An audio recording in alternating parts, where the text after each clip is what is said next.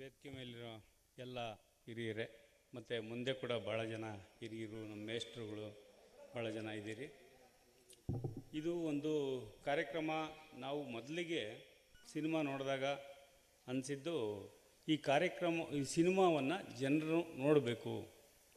ಅದೇನಕ್ಕೆ ಅಂದರೆ ಒಂದು ಪ್ರಜಾಸತ್ತಾತ್ಮಕ ಪ್ರಕ್ರಿಯೆ ಯಾವ ರೂಪದಲ್ಲಿ ಪರ್ಕ್ಯುಲೇಷನ್ ಆಗಬೇಕು. ಅಂಬೇಡ್ಕರ್ ಅವರು ಸಂವಿಧಾನ ಸಭೆಯಲ್ಲಿ ಸಂವಿಧಾನವನ್ನು ಮಂಡಿಸಿದ ದಿನ ಅವ್ರು ಹೇಳಿದ್ದು, ಈ ಸಂವಿಧಾನ ಈ ದೇಶದ ಜನರಿಗೆ ಎಷ್ಟು ಅರಗುತ್ತೆ ಅನ್ನೋದು ನನಗೆ ನಂಬಿಕೆ ಇಲ್ಲ, ಅದು ಮುಂದೆ ಆ ಕನಸು ಈಡೇರ್ಬೋದು ಅಂತ ಹೇಳಿದರು. ಇಲ್ಲಿ ಗಮನಿಸಬೇಕಾಗಿರೋದು ಏನಂತಂದರೆ, ಸಂವಿಧಾನ ಆಗ್ಬೋದು ಅಥವಾ ಈ ನೆಲಕ್ಕೆ ಪ್ರಜಾಸತ್ತಾತ್ಮಕ ಮೌಲ್ಯಗಳು ಅರಗಿದ್ದು ಏನಕ್ಕೆ ಅಂದರೆ ಇಡೀ ಕರ್ನಾಟಕದ ಎಲ್ಲ ದುಡಿಯುವ ಜನರಿಗೆ. ಅಂಬೇಡ್ಕರ್ ಅವರು ಎಲ್ಲರ ವಿಮೋಚಕರು, ಎಲ್ಲ ದುಡಿಯುವ ಜನರ, ಮಹಿಳೆಯರ, ಕಾರ್ಮಿಕರ, ಕೂಲಿಕಾರರ, ರೈತರ ಈ ಬಗೆಯ ಏನು ನಮ್ಮ ಸಾಮಾಜಿಕ ಏಣಿ ಶ್ರೇಣಿಯ ಒಳಗಡೆ ಇದ್ದಂಥ ಯಾರು ತಮ್ಮ ಬೆವರು ಶ್ರಮವನ್ನು ಹರಿಸಿ ಉತ್ಪಾದನಾ ಚಟುವಟಿಕೆಗಳಲ್ಲಿ ತೊಡಗಿದ್ರು ಎಲ್ಲ ಸಮುದಾಯಗಳ ವಿಮೋಚಕರು ಅವರು. ಬರೀ ದಲಿತ ವಿಮೋಚಕರು ಅನ್ನೋದ್ರ ಬಗ್ಗೆ ನಂದು ಹಿಂದಿನಿಂದನೂ ತಕರಾರಿದೆ. ಅಥವಾ ಬೇರೆಯವರೆಲ್ಲ ದಲಿತ ವಿಮೋಚಕರು ಅಂತ ನೋಡೋ ಒಂದು ಕಣ್ಣಿಂದನೂ ಆ ಕಣ್ಣಲ್ಲೂ ದೋಷ ಇದೆ. ಇವರು ದಲಿತ ವಿಮೋಚಕರು ಮಾತ್ರ ಅಂತ ಭಾವಿಸೋರ ಭಾವನೆಯಿಂದನೂ ದೋಷ ಇದೆ ಅನ್ನೋದು ನನ್ನ ಭಾವನೆ. ಏಕೆಂದರೆ ಎಲ್ಲ ಶೂದ್ರ, ಅತಿಶೂದ್ರ, ಹಿಂದುಳಿದ, ದಲಿತ, ಅಸ್ಪೃಶ್ಯ ಸಮುದಾಯಗಳಿಗೆ ಎಲ್ಲರಿಗೂ ಈ ಸಂವಿಧಾನ ಒಂದು ಮಾಂತ್ರಿಕ ಶಕ್ತಿಯನ್ನು ಕರುಣಿಸಿದೆ. ಆ ಮಾಂತ್ರಿಕ ಶಕ್ತಿ ಯಾವುದು ಅಂತಂದರೆ, ನಾವು ಎಷ್ಟರ ಮಟ್ಟಿಗೆ ಇನ್ನೊಬ್ಬರು ಮುಟ್ಸ್ಕೊಳ್ಳದೆ ಇರೋದಕ್ಕೆ ಕಾರಣ ಆಗಿದ್ದೀವಿ. ಆ ಹೈರಾರ್ಕಿ ಏನು ನಮ್ಮಲ್ಲಿ ಸೃಷ್ಟಿ ಮಾಡಿದೆ ಅನ್ನೋದು ಒಂದು ವಿಚಾರ. ಆದರೆ ಈ ಹೈರಾರ್ಕಿಯನ್ನು ಒಬ್ಬರ ಹೆಗಲ ಮೇಲೆ ಒಬ್ಬರು ನಿಂತು ಹೆಂಗೆ ಬೇರ್ ಮಾಡ್ತಿದ್ದೀವಿ ಅನ್ನೋ ಸತ್ಯನ ಅರ್ಥ ಮಾಡ್ಕೊಳ್ಬೇಕಾಗಿರೋ ಅನಿವಾರ್ಯತೆ ಇದೆ. ನಿಮಗೆಲ್ಲ ಗೊತ್ತಿದೆ, ಒಬ್ಬ ಗೌಡ ಆಗ್ಬೋದು, ಒಬ್ಬ ಕುಲಕರ್ಣಿ ಆಗ್ಬೋದು, ಒಬ್ಬ ಶಾನ್ಭೋಗ ಆಗ್ಬೋದು, ಒಬ್ಬ ಕೊತ್ವಾಲ ಆಗ್ಬೋದು, ಊರು ಕಾಯ್ತಿದ್ದು, ಒಬ್ಬ ನೀರ್ಗಂಟಿ ಆಗ್ಬೋದು, ಒಬ್ಬ ತಳವಾರ ಆಗ್ಬೋದು. ಇವೆಲ್ಲೂ ಸರ್ಕಾರಿ ಹುದ್ದೆಗಳು ರಾಜಮನೆತನದ ಕಾಲಕ್ಕೆ. ಅವತ್ತಿಂದ ಈ ಭಾರತೀಯ ಏನು ಸಂಸ್ಕೃತಿ ಅಂತ ಬಿಂಬಿಸ್ತಾ ನಾವು ನಂಬ್ಕೊಳ್ಬೇಕಾಗಿ ಬಂದಿತ್ತು, ಅದರೊಳಗೆ ಇದ್ದಂಥ ಅಂಶ ಏನಂದರೆ ಇವೆಲ್ಲ ಸರ್ಕಾರಿ ಹುದ್ದೆಗಳು. ಸೊ ಸರ್ಕಾರಿ ಹುದ್ದೆಗಳು ಅವತ್ತು ಯಾವ ಮಟ್ಟದ ಪ್ರಭಾವವನ್ನು ಇಟ್ಕೊಂಡಿದ್ದ ಸಮಾಜದ ಮೇಲೆ ಅಂದರೆ, ಅನೇಕ ರೈತರ ಮೇಲೆ ವಿಧಿಸ್ತಿದ್ದಂಥ ತೆರಿಗೆಗಳಿದ್ವಲ್ಲ, ಆ ತೆರಿಗೆಗಳನ್ನು ವಸೂಲಿ ಮಾಡೋಕ್ಕೆ 50 ಮಣದ ಕಲ್ಲೆತ್ತಿ ತಲೆ ಮೇಲೆ ನಿಂತ್ಕೋಬೇಕಿತ್ತು ಚಾವಡಿಲಿ. ಇದನ್ನು ಚಿದಾನಂದ ಮೂರ್ತಿಯವರು ಕರ್ನಾಟಕದ ತೆರಿಗೆ ಪದ್ಧತಿಗಳ ಬಗ್ಗೆ ಅವರು 100 ವರ್ಷಗಳ ಕಾಲದ ಅವಧಿಯಲ್ಲಿ ಅಧ್ಯಯನ ಮಾಡಿರೋಂಥ ಅಧ್ಯಯನದಲ್ಲಿದೆ. ಸೊ ಬೇರೆ ಬೇರೆ ಥರದ ತೆರಿಗೆ, ಮಗ್ಗಲು ತೆರಿಗೆ ಇತ್ತು, ಮದುವೆ ಆಗಬೇಕಾದ್ರೆ ತೆರಿಗೆ ಇತ್ತು, ಮೊಲೆ ತೆರಿಗೆ ಇತ್ತು, ಜಾಕೆಟ್ ಹಾಕ್ಬೇಕಾದ್ರೆ ಕೆಳವರ್ಗದವರು ಜಾಕೆಟ್ ಹಾಕೋಂಗಿರಲಿಲ್ಲ. ಅಂದರೆ ಆ ದಿನಗಳು ಆಗಿತ್ತು. ಅದನ್ನು ಇವತ್ತು ಈ 75 ವರ್ಷಗಳ ಜರ್ನಿಲಿ ಯಾವ ಹಂತಕ್ಕೆ ಒಂದು ಸಂವಿಧಾನ ಅನ್ನೋ ಮಾಂತ್ರಿಕ ಶಕ್ತಿ ನಮ್ಮನ್ನು ಮುನ್ನಡೆಸ್ಕೊಂಡು ಮುಂದಕ್ಕೆ ತಂದಿದೆ ಅಂದರೆ, ಅದನ್ನು ಎಲ್ಲರೂ ನಾವು ಒಪ್ಪಿದ್ದೀವಿ. ಭಾರತ ದೇಶದ ಪಾರ್ಲಿಮೆಂಟ್ ಒಪ್ಪಿದೆ, ಭಾರತ ದೇಶದ ಜನ ಒಪ್ಪಿದ್ದೀವಿ. ನಾವು ಅದರ ಅಂಶಗಳನ್ನು ಆಚರಣೆಗೆ ತರೋದ್ರಲ್ಲಿ ಇರುವಂಥ ಇನ್ನೂ ದೋಷಗಳನ್ನ ಸರಿಪಡಿಸ್ತಾ ಹೋಗಬೇಕಾಗತ್ತೆ. ಅದು ಒಂದು ಸೈಂಟಿಫಿಕ್ ಮೆಥಡಲ್ಲಿ ಮುಂದೆ ಹೋತ ಅಳವಡಿಕೆಯನ್ನು ಮಾಡ್ಕೊಳ್ಬೇಕಾಗಿದೆ ನಾವು. ಸೊ ಇದಕ್ಕಾಗಿಯೇ ನಾನು ಈ ಥರದ ನಮ್ಮ KYN ಸರ್ ಕೊಟ್ಟಂಥ ಒಂದು ಗೈಡೆನ್ಸಿನ ಮೇಲೆ ನಾನು ಕರ್ನಾಟಕದ ಪ್ರಜಾಸತ್ತಾತ್ಮಕ ಪ್ರಕ್ರಿಯೆಯಲ್ಲಿ ಡಾಕ್ಟರ್ ರಾಜ್ಕುಮಾರ್ ಅವ್ರ ಪಾತ್ರ ಏನು ಅನ್ನೋದನ್ನು ಕುರಿತು ಸ್ಟಡಿ ಮಾಡಿದೆ. ಸೊ ಈ ಸಿನಿಮಾದಲ್ಲಿ ಈ ಅಂಶಗಳು ಬತ್ತಿರೋದು ಕೂಡ ಒಂದು ರೀತಿ ದೊಡ್ಡ ಸಂಗತಿ ಅದು. ಯಾಕೆಂದರೆ ಈ ಥರದ ಸಿನಿಮಾಗಳು ಎಲ್ಲರಿಗೂ ಮುಟ್ಟಿಸ್ತವೆ, ಎಲ್ಲರಿಗೂ ವಿಚಾರ. ಹೆಂಗೆ ಕುವೆಂಪು ಅವರು ಬೌದ್ಧಿಕ ನಿರ್ಮಾಣದಲ್ಲಿ ಆಧುನಿಕ ಕರ್ನಾಟಕದಲ್ಲಿ ಕೆಲಸ ಮಾಡಿದ್ರೋ, ಹಂಗೇ ಈ ಆಧುನಿಕ ಕರ್ನಾಟಕದಲ್ಲಿ ರಾಜ್ಕುಮಾರ್ ಅವರು ಅಕ್ಷರ ಬಲ್ಲದ ಜನರಿಗೆ ವಿಚಾರಗಳನ್ನ ತಿಳಿಸಿದ್ದಾರೆ. ಅಂಥದ್ದೊಂದು ಪ್ರಯತ್ನವನ್ನು ನಮ್ಮ ವಿಜಿಯವರು ಮಾಡಿದ್ದಾರೆ, ನಮ್ಮ ಹಳೆಯ ಸ್ನೇಹಿತರು. ಆ ಪ್ರಯತ್ನ ದೊಡ್ಡ ಪ್ರಯತ್ನ ಅದು. ಸೊ ಈ ಸಂವಿಧಾನಾತ್ಮಕ ಅಂಶಗಳು ಹಳ್ಳಿಲಿ ಅರ್ಥ ಮಾಡ್ಕೊಳ್ಬೇಕಾಗಿದೆ. ಪ್ರತಿ ಮನೆಯ ಮಹಿಳೆ ಅರ್ಥ ಮಾಡ್ಕೊಳ್ಬೇಕಾಗಿದೆ. ಅದು ಯಾವ ಜಾತಿಗೆ ಸೇರಿರಲಿ, ಯಾವ ಧರ್ಮಕ್ಕೆ ಸೇರಿರಲಿ, ಪ್ರತಿ ಮಹಿಳೆ ಅರ್ಥ ಮಾಡ್ಕೊಳ್ಬೇಕಾಗಿದೆ. ಆಮೇಲೆ ದುಡಿಯುವ ಜನರು, ಕಾರ್ಮಿಕರು ಅರ್ಥ ಮಾಡ್ಕೊಳ್ಬೇಕಾಗಿದೆ. ಕುಶಲಕರ್ಮಿಗಳು, ನೇಕಾರರು, ಕಂಬಾರರು, ಕುಂಬಾರರು ಇವರೆಲ್ಲ ಅರ್ಥ ಮಾಡ್ಕೊಳ್ಬೇಕಾಗಿದೆ. ಸೊ ಅಂದರೆ ಎಲ್ಲರ ವಿಮೋಚನೆಯ ಒಂದು ಮಾಂತ್ರಿಕ ಶಕ್ತಿಯ, ಆ ವೈಚಾರಿಕ ಶಕ್ತಿಯನ್ನು ನಾವು ಜನರಿಗೆ ತಲುಪಿಸೋದು ಬಹಳ ಮುಖ್ಯವಾದ ಸಂಗತಿ. ಅದಕ್ಕೆ ಇದನ್ನು ಮೊದಲಿಗೆ ನಾವು ಒಂದು 250 ಜನ ಆಯ್ದ ದೊಡ್ಡ ವ್ಯಕ್ತಿಗಳು, ಸಿದ್ದನಗೌಡ ಪಾಟೀಲರು, ಮಾವಳ್ಳಿಯವರು ಎಲ್ಲರೂ ಬಂದಿದ್ದರು. ಎಲ್ಲರೂ ಸಿನಿಮಾ ನೋಡಬೇಕು ಅಂತೇಳಿ ಅದನ್ನು ಸೇರಿಸಿ ಒಂದು ದೊಡ್ಡ ಡಿಬೇಟ್ ಶುರುವಾಯಿತು. ಅವರೆಲ್ಲ ಹೋಗಿ 250 ಜನ 250 ಆರ್ಟಿಕಲ್ಗಳನ್ನ ಬರೆದಿದ್ದಾರೆ ಈ ಸಿನಿಮಾ ಬಗ್ಗೆ. ಆ ಆರ್ಟಿಕಲ್ಗಳು ಸಾವಿರಾರು ಸಂಖ್ಯೆಯಲ್ಲಿ ಶೇರ್ ಆಗಿದ್ದಾವೆ, ಲಕ್ಷಾಂತರ ಸಂಖ್ಯೆಯಲ್ಲಿ ಶೇರ್ ಆಗಿದ್ದಾವೆ. ಅವನ್ನ ಎಡಿಟ್ ಮಾಡಿದ್ರೆ ಲ್ಯಾಂಡ್ ಲಾರ್ಡು ಇದು ಸಿನಿಮಾದ ಬಗ್ಗೆ ಒಂದು ಪುಸ್ತಕ ಕೂಡ ಮಾಡ್ಬೋದು. ಅಷ್ಟು ದೊಡ್ಡ ವಿಸ್ತಾರವಾದಂಥ ಒಂದು ಇದು ಕರ್ನಾಟಕದಗ್ಲಿಕ್ಕೆ ಒಂದು ಸಂಚಲನ ಮೂಡಿಸಿದೆ. ಬಹಳ ಮುಖ್ಯವಾಗಿ ಏನಂದರೆ ಕಾಲೇಜಿನ ಮೇಷ್ಟ್ರುಗಳು, ನಾನೊಬ್ಬ ಪತ್ರಕರ್ತ ಆಗಿ 16-17 ವರ್ಷ ಕೆಲಸ ಮಾಡಿ ಏನು ಕರ್ನಾಟಕದ ಪ್ರತಿ ತಾಲೂಕಲ್ಲಿ ನನಗೆ ಸಂಪರ್ಕ ಇತ್ತು, ಆ ಎಲ್ಲ ಮೇಷ್ಟ್ರುಗಳನ್ನ ನಮ್ಮ ಮೇಷ್ಟ್ರುಗಳು, ನಮ್ಮ ಸಂಘಟನೆಗಳವರು ಎಲ್ಲರೂ ಕೂಡ ಹಬ್ಬಿಸಿ ಆ ಮೇಷ್ಟ್ರುಗಳು ಹುಡುಗರಲ್ಲಿ ಪ್ರೇರೇಪಿಸಿ ಈ ಸಿನಿಮಾ ತೋರಿಸಿದ್ರಲ್ಲ.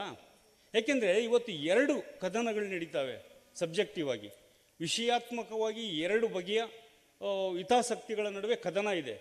ಒಂದು ಏನು ಪಟ್ಟಭದ್ರ ಹಿತಾಸಕ್ತಿಗಳು ಏನಿದ್ದೋ ಆ ಪಟ್ಟಭದ್ರ ಹಿತಾಸಕ್ತಿಗಳ ಮೌಲ್ಯಗಳನ್ನು ರಕ್ಷಣೆ ಮಾಡ್ಕೊಳ್ಳೋಕ್ಕೆ ಒಂದು ಟೀಮ್ ಸರ್ಕಸ್ ಮಾಡ್ತಿದ್ರೆ, ಇನ್ನೊಂದು ಟೀಮು ಒಂದು ಸಾವಯವತೆ, ಬದುಕಿನ ಸಾವಯವತೆ, ಪ್ರತಿಯೊಬ್ಬರ ನಡುವಿನ ಸಂಬಂಧವನ್ನು ಅರ್ಥ ಮಾಡಿಸ್ಲಿಕ್ಕೆ ಪ್ರಯತ್ನಿಸ್ತಿದೆ, ಸಂವಿಧಾನವನ್ನು ಅರ್ಥ ಮಾಡಿಸ್ಲಿಕ್ಕೆ ಪ್ರಯತ್ನ ಪಡ್ತಿದೆ.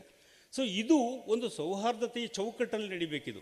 ಸೊ ಈ ಸಿನಿಮಾನ ಬಹಳ ದೊಡ್ಡವ್ರು ನೋಡಿದ್ದಾರೆ. ನಿನ್ನೆ ನಿರ್ಮಲಾನಂದ ಸ್ವಾಮೀಜಿ ಅವರ ಆಡಿಟೋರಿಯಮ್ಮಲ್ಲೇ ಹಾಕ್ಸಿ ಅವ್ರ ಕಾಲೇಜ್ ಹುಡುಗರಿಗೆಲ್ಲ ತೋರಿಸಿದ್ದಾರೆ, ಅವರು ಕುಂತು ನೋಡಿದ್ದಾರೆ ಸಿನಿಮಾನ. ಸೊ ಅದಾಗೋದ್ರಿಂದ ಏನಾಗುತ್ತೆ ಅಂದರೆ ನಮ್ಮ ದುಡಿಯುವ ವರ್ಗಗಳ ಸಾವಯವತೆ ಯಾವುದೋ ಒಂದು ಪಟ್ಟಭದ್ರ ಹಿತಾಸಕ್ತಿಗೆ ಬಲಿಯಾಗದೆ ನಮಗೊಂದು ಗಟ್ಟಿತನ ರೂಪುಗೊಳ್ಳುತ್ತೆ. ಆ ಗಟ್ಟಿತನವನ್ನು ರೂಪಿಸೋದ್ರಲ್ಲಿ, ಆ ಎಲ್ಲರನ್ನು ಬೆಸಿಗೆ ಹಾಕೋದ್ರಲ್ಲಿ, ಆ ಹುದ್ದೆಗಳಿಗೂ ಈ ದುಡಿಯುವ ಜಾತಿಗಳಿಗೂ ಸಂಬಂಧ ಇಲ್ಲ ಅನ್ನೋದು ನಿರೂಪಣೆ ಮಾಡೋ ರೀತಿ ಒಳಗಡೆ ಇವತ್ತು ವಿಜಯ್ ಅವರದ್ದು ಲ್ಯಾಂಡ್ ಲಾರ್ಡ್ ಸಿನಿಮಾ ಮಾಡಿದೆ. ಅದರೊಳಗೆ ಜಡೇಶು ಮತ್ತು ಈ ನಮ್ಮ ಹುಡುಗಿ ಭಾಳ ಭರವಸೆ ಇಟ್ಟಿದ್ದೀವಮ್ಮ ನಿನ್ನ ಮೇಲೆ, ನೀನು ತುಂಬ ಮುಂದೆ ನಮ್ಮ ಸೆಕೆಂಡ್ ಉಮಾಶ್ರೀ ಅವ್ರ ಥರ ಹೆಸರು ಗಳಿಸ್ಬೇಕು, ಅವ್ರ ಥರ ಸಾಂಸ್ಕೃತಿಕವಾಗಿ ನಡೀಬೇಕು. ಸೊ ಆ ಜವಾಬ್ದಾರಿಗಳನ್ನ ಇವತ್ತು ಬೇರ್ ಮಾಡಿದಾಗ ನಾವು ಟಾರ್ಚ್ ಬೇರರ್ ಅಂತಾರೆ ಅದನ್ನು, ಸಾಂಸ್ಕೃತಿಕ ಅಂಶಗಳನ್ನು ಒಂದು ತಲೆಮಾರಿನಿಂದ ಇನ್ನೊಂದು ತಲೆಮಾರಿಗೆ, ಒಬ್ಬರಿಂದ ಇನ್ನೊಬ್ಬರಿಗೆ ತಲುಪಿಸುವವ್ರನ್ನ ಟಾರ್ಚ್ ಬೇರರ್ಸ್ ಅಂತ. ಕತ್ತಲಿಗೆ ಇವು ಬ್ರೆಕ್ಟ್ ಒಂದು ಪದ್ಯ ಇದೆಯಲ್ಲ, ಕತ್ತಲನ್ನು ಕುರಿತು ನಾವು ಆಡ್ತೀವಿ ಅಂತ. ಕತ್ತಲನ್ನು ಕುರಿತು ನೀವು ಇವ್ರು ಆಡ್ತಾರಾ ಅಂತೇಳಿ ಆಶ್ಚರ್ಯ ವ್ಯಕ್ತಪಡಿಸೋರಿಗೆ ಏನಂದರೆ ಕತ್ತಲೆಯನ್ನೇ ಕುರಿತು ಆಡ್ತೀವಿ ಅಂತ ಹೇಳೋದು. ಸೊ ಹಂಗಾಗಿ ಈ ಪ್ರಯತ್ನವನ್ನು ನಾವು ಎಡೆಬಿಡದೆ ಮಾಡಬೇಕು ಅನ್ನೋ ಕಾರಣಕ್ಕೆ ಅವತ್ತು ಆರಂಭ ಮಾಡಿದ್ವಿ. ಎಲ್ಲರೂ ಸಿನಿಮಾ ನೋಡಬೇಕು ಅಂತ ತುಂಬ ಜನ ಇದಕ್ಕೆ ಸಹಕಾರ ಕೊಟ್ಟರು. ಮುಲುಕುಂಟೆ ಮೂರ್ತಿ ಇರ್ಬೋದು, ಹಾಗೆಯೇ ಹರೀಶ್ ಭೈರಪ್ಪ, ಮತ್ತು ಇಲ್ಲಿ ಭಾಳ ಸೂರ್ಯ, ಮುಖ್ಯವಾಗಿ ಸೂರ್ಯ ನಾನು ಫಸ್ಟು ಇದನ್ನು ಒಂದು ಬುನಾದಿ ಹಾಕೊಂಡ್ವಿ, ಅಲ್ಲಿ 3 ದಿನ ಮಾತಾಡಿ ಎಲ್ಲ ಕರೆದ್ವಿ. ಸೊ ಹಂಗೇನೆ ಭಾಳ ಜನ ಇಲ್ಲಿದ್ದಾರೆ ಅದಕ್ಕೆ ದುಡ್ದಂಥವ್ರು, ಇದು ಮಾಡಿದವರು. ಮಾವಳ್ಳಿಯವರು ಹೆಜ್ಜೆಗೂ ನಮಗೆ ಇದಾಗಿ ನಿಂತರು, ಒತ್ತಾಸೆಯಾಗಿ ಇದಾಗಬೇಕು ಅಂತ. ಸಿದ್ದನಗೌಡರು, GN ನಾಗರಾಜು, ಎಲ್ಲ ಸಂಘಟನೆಗಳ ಎಲ್ಲ ಪ್ರಮುಖರು ಬಂದರು. ಇವತ್ತು ಹಂಗೆ ಶುರುವಾಗಿದ್ದನ್ನು ನಾವೇ ಒಂದು ಸಂವಾದದ ಮೂಲಕ ಅದನ್ನು ಘನೀಕರಿಸಿ ಜನರಿಗೆ ಕೊಡಬೇಕು ಅನ್ನೋ ಕಾರಣಕ್ಕಾಗಿ ಈ ಸಂವಾದವನ್ನು ನಾವು ಇವತ್ತು ಏರ್ಪಡಿಸಿರೋದು. ಸೊ ಈ ನಿಟ್ಟಿನಲ್ಲಿ ಅದರ ಸಾರ್ಥಕತೆ, ಈ ಸಿನಿಮಾದ ಸಾರ್ಥಕತೆಯನ್ನು ಕುರಿತು ಮಾತನಾಡಲಿಕ್ಕೆ ನಮ್ಮ ನಡುವೆ ದೊಡ್ಡ ವಿದ್ವಾಂಸರಾದ KY ನಾರಾಯಣಸ್ವಾಮಿ ಅವರು, ಕವಿಗಳು, ನಾಟಕಕಾರರು, ನನ್ನ ಗುರುಗಳು, ಹಾಗೆಯೇ ನಮ್ಮ ಸಿದ್ದನಗೌಡ ಪಾಟೀಲರು ಮತ್ತು ಮಾವಳ್ಳಿಯವರು ಎಲ್ಲರೂ ಬಂದಿದ್ದಾರೆ. ಸಂಜ್ಯೋತಿ ಬಂದಿದ್ದಾರೆ. ಸಂಜ್ಯೋತಿ ಮಹಿಳಾ ಚಳವಳಿಯಲ್ಲಿ ಭಾಳ ಸಕ್ರಿಯವಾಗಿರೋಂಥ ಹೆಣ್ಮಗಳು. ಮತ್ತು ಎಲ್ಲ ನಟರು ಮತ್ತು ನಮ್ಮ ಹೀರೋ, ನಮ್ಮ ಮೇಡಮು, ಮುಖ್ಯವಾಗಿ ಬೆಂಕಿಯಲ್ಲಿ ಅರಳಿದ ಹೂವು ಉಮಾಶ್ರೀಯವರು.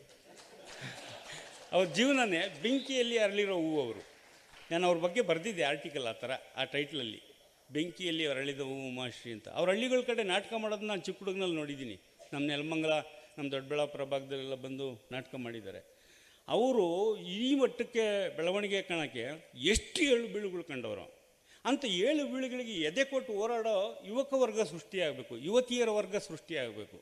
ಸೊ ಮಾಡೆಲ್ಗಳು ನಮಗೆ ಆದರ್ಶ, ಅಂದರೆ ನಮ್ಮ ದಾರಿ ನಡಿಬೇಕಾಗಿರೋದಕ್ಕೆ ದಾರಿ ದೀಪಗಳವರು. ಸೊ ಇವರೆಲ್ಲರೂ ಇವತ್ತಿಲ್ಲಿ ಸೇರಿದ್ದಾರೆ, ಈ ಸಿನಿಮಾ ಕುರಿತು ಮಾತಾಡ್ತಾರೆ. ಸೊ ಇವರೆಲ್ಲರಿಗೂ ನಾನು ಈ ಪ್ರಾಸ್ತಾವಿಕ ಮಾತುಗಳನ್ನ ಆಡಲಿಕ್ಕೆ ಅವಕಾಶ ಕೊಟ್ಟ ನನ್ನೆಲ್ಲ ಗೆಳೆಯರಿಗೆ ವಂದಿಸಿ ನನ್ನ ಮಾತು ಮುಗಿಸ್ತೀನಿ. ಗೆಳೆಯ ಅದ್ದೆಯವರು ಮೊದಲು ಸಿನಿಮಾ ನೋಡೋಕ್ಕೆ ಓರಿಯನ್ ಮಾಲಿಗೆ ಕರೆದಾಗ ಅದರ ಬಗ್ಗೆ ಬರ್ತಾ ಇರ್ತಕ್ಕಂಥ ಸಾಮಾಜಿಕ ಜಾಲತಾಣದಲ್ಲಿರ್ತಕ್ಕಂಥ ಮಾಹಿತಿಗಳನ್ನು ನೋಡೋಣ ಅಂತಿದ್ದೆ. ನಾನು ಸಿನಿಮಾಗಳನ್ನು ನೋಡಿ ಒಂದು 8-10 ವರ್ಷ ಆಯಿತು. ಸೊ ನೋಡೋಣ, ಹೋಗೋಣ ಅಂಥೇಳಿ ಆಲೋಚನೆ ಮಾಡಿದ್ದೆ. ಅಷ್ಟೊಟ್ಟಿಗೆ ಅದ್ದೆಯವರು ಕರೆದ್ರು. ಗೆಳೆಯ ವಿಜಯ್ ಅವ್ರ ಜೊತೆಗೇ ಆ ಸಿನಿಮಾ ನೋಡ್ತಕ್ಕಂಥ ಒಂದು ಅವಕಾಶ ಸಿಕ್ತು. ಆಫ್ರಿಕಾದ ಕಪ್ಪು ಜನಾಂಗದ ಹೋರಾಟದಲ್ಲಿ ಬ್ಲ್ಯಾಕ್ ಈಸ್ ಬ್ಯೂಟಿಫುಲ್ ಅಂತಕ್ಕಂಥ ಒಂದು ಕಾನ್ಸೆಪ್ಟನ್ನು ಕೊಟ್ಟರು. ನಮ್ಮ ಬರಗೂರವರು ಕಾಗೆ ಯಾಕೆ ಭಾಳ ಮಹತ್ವದ ಪಕ್ಷಿ ಅಂತ ಅನ್ನೋದನ್ನು ಅವರು ಹೇಳಿದರು. ಸೊ ಹಾಗೆ ಕನ್ನಡ ಸಿನಿಮಾ ರಂಗಕ್ಕೆ ಕರಿಯ ಐ ಲವ್ ಯು ಅಂತ ಬಂದವರು ವಿಜಯ. ಸೊ ಈಗ ಕರಿಯ ಐ ಲವ್ ಯು ಅಂತ ಬಂದು ಭಾಳ ಜನ ಕರಿಯ ನಾಯಕರು ಹೀರೋ ಆಗಿದ್ದಾರೆ, ಆದರೆ ಅವರು ಸ್ಕ್ರೀನ್ ಮೇಲೆ ಬೆಳ್ಳಗೆ ಕಾಣ್ತಾರೆ. ಆದರೆ ನಮ್ಮ ಕರಿಯ ಸ್ಕ್ರೀನ್ ಮೇಲೆ ಬೆಳ್ಳಗೆ ಕಾಣಲಿಲ್ಲ ಲ್ಯಾಂಡ್ಲಾರ್ಡ್ ಒಳಗೆ. ಅಂದರೆ ನಮ್ಮ ಬಣ್ಣವನ್ನು ವ್ಯಕ್ತಿತ್ವವನ್ನು ಮುಚ್ಚಿ ಇನ್ನೊಂದು ಗೌರವವರ್ಣ ಅಂತ ಕರೀತಾರೆ. ನಮ್ಮ ಕನ್ನಡದ ಸಾಹಿತ್ಯಿಕ ಪರಿಭಾಷೆಯಲ್ಲಿ ಗೌರವವರ್ಣ ಅಂತಿದೆ. ಅಂದರೆ ಬೆಳಗಿದ್ದವರು ಗೌರವಾನ್ವಿತರು, ಕಪ್ಪಗಿರೋರು ಗೌರವಾನ್ವಿತರು ಅಲ್ಲ ಅಂತಕ್ಕಂಥದ್ದು. ಇಂಥ ಮಿತ್ತುಗಳನ್ನು ಒಡೆದು ಹಾಕಿದ್ರಲ್ಲ, ಅದಕ್ಕೆ ನಾವು ಧನ್ಯವಾದಗಳು. ಒಂದು ವ್ಯಕ್ತಿಗತ ನೆಲೆಯಲ್ಲಿ ಡಾಕ್ಟರ್ ರಾಜ್ಕುಮಾರ್ ಅವರು ಹಿಂದುಳಿದ ವರ್ಗದಿಂದ ಬಂದು ಒಬ್ಬ ಕಲಾವಿದರಾಗಿ ಬೆಳೆದು ಅವರು ಜನಮನದಲ್ಲಿ ತಮ್ಮ ಪ್ರೀತಿಯನ್ನು ಬೆಳೆಸಿದ್ರಿಂದಾಗಿ ಆ ದೇವರು ಅದರ ಬಗ್ಗೆ ಒಂದು ರಿಸರ್ಚು ಮಾಡಿದ್ದಾರೆ. ಜನಮನದಲ್ಲಿ ಅವರು ಅಕ್ಸೆಪ್ಟ್ ಆಗಿದ್ದ ಕಾರಣಕ್ಕಾಗಿ ಯಾವ ಲಾಬಿಗಳು ಅವರನ್ನು ತಡೆಯೋಕ್ಕಾಗಲಿಲ್ಲ. ಜನ ಅಕ್ಸೆಪ್ಟ್ ಮಾಡ್ಕೊಂಡ್ಬಿಟ್ಟಿದ್ರು, ಒಂದು ಮಾಡೆಲ್ ಅಂತ, ನಾಯಕ ಅಂತ. ಸೊ ಅಂಥ ಕಾಲದಲ್ಲಿ ಇವತ್ತು ಲ್ಯಾಂಡ್ಲಾರ್ಡ್ ಅಂತಕ್ಕಂಥ ಸಿನಿಮಾ ಫ್ಯೂಡಲ್ ಸಿಸ್ಟಮ್ನ ವಿರುದ್ಧ ಸಂಘರ್ಷ ಮಾಡ್ತಕ್ಕಂಥ ಒಂದು ಕಥೆಯನ್ನು ಹೊಂದಿದೆ. ನಾನು ಮೂಲತಃ ಬಿಜಾಪುರ ಜಿಲ್ಲೆಯಿಂದ ಬಂದವನು, ಒಂದು ಫ್ಯೂಡಲ್ ಫ್ಯಾಮಿಲಿಯಿಂದ ಬಂದವನು. 70ರ ದಶಕದಲ್ಲಿ 1975ರಲ್ಲಿ ದೇವರಾಜ ಅರಸರು ಆ್ಯಕ್ಚುಲಿ 1962ರೊಳಗೇ ಉಳುವವನಿಗೆ ಭೂಮಿ ಕಾನೂನು ಜಾರಿಗೆ ಬಂತು. ಆದರೆ ಅದಕ್ಕೆ ನಿಯಮಗಳನ್ನು ಸರಿಯಾಗಿ ಮಾಡದೇ ಇದ್ದ ಕಾರಣಕ್ಕಾಗಿ ಜಮೀನ್ದಾರರು ತಪ್ಪಿಸ್ಕೊಳ್ತಾ ಇದ್ದರು ಕಾನೂನಿನಿಂದ.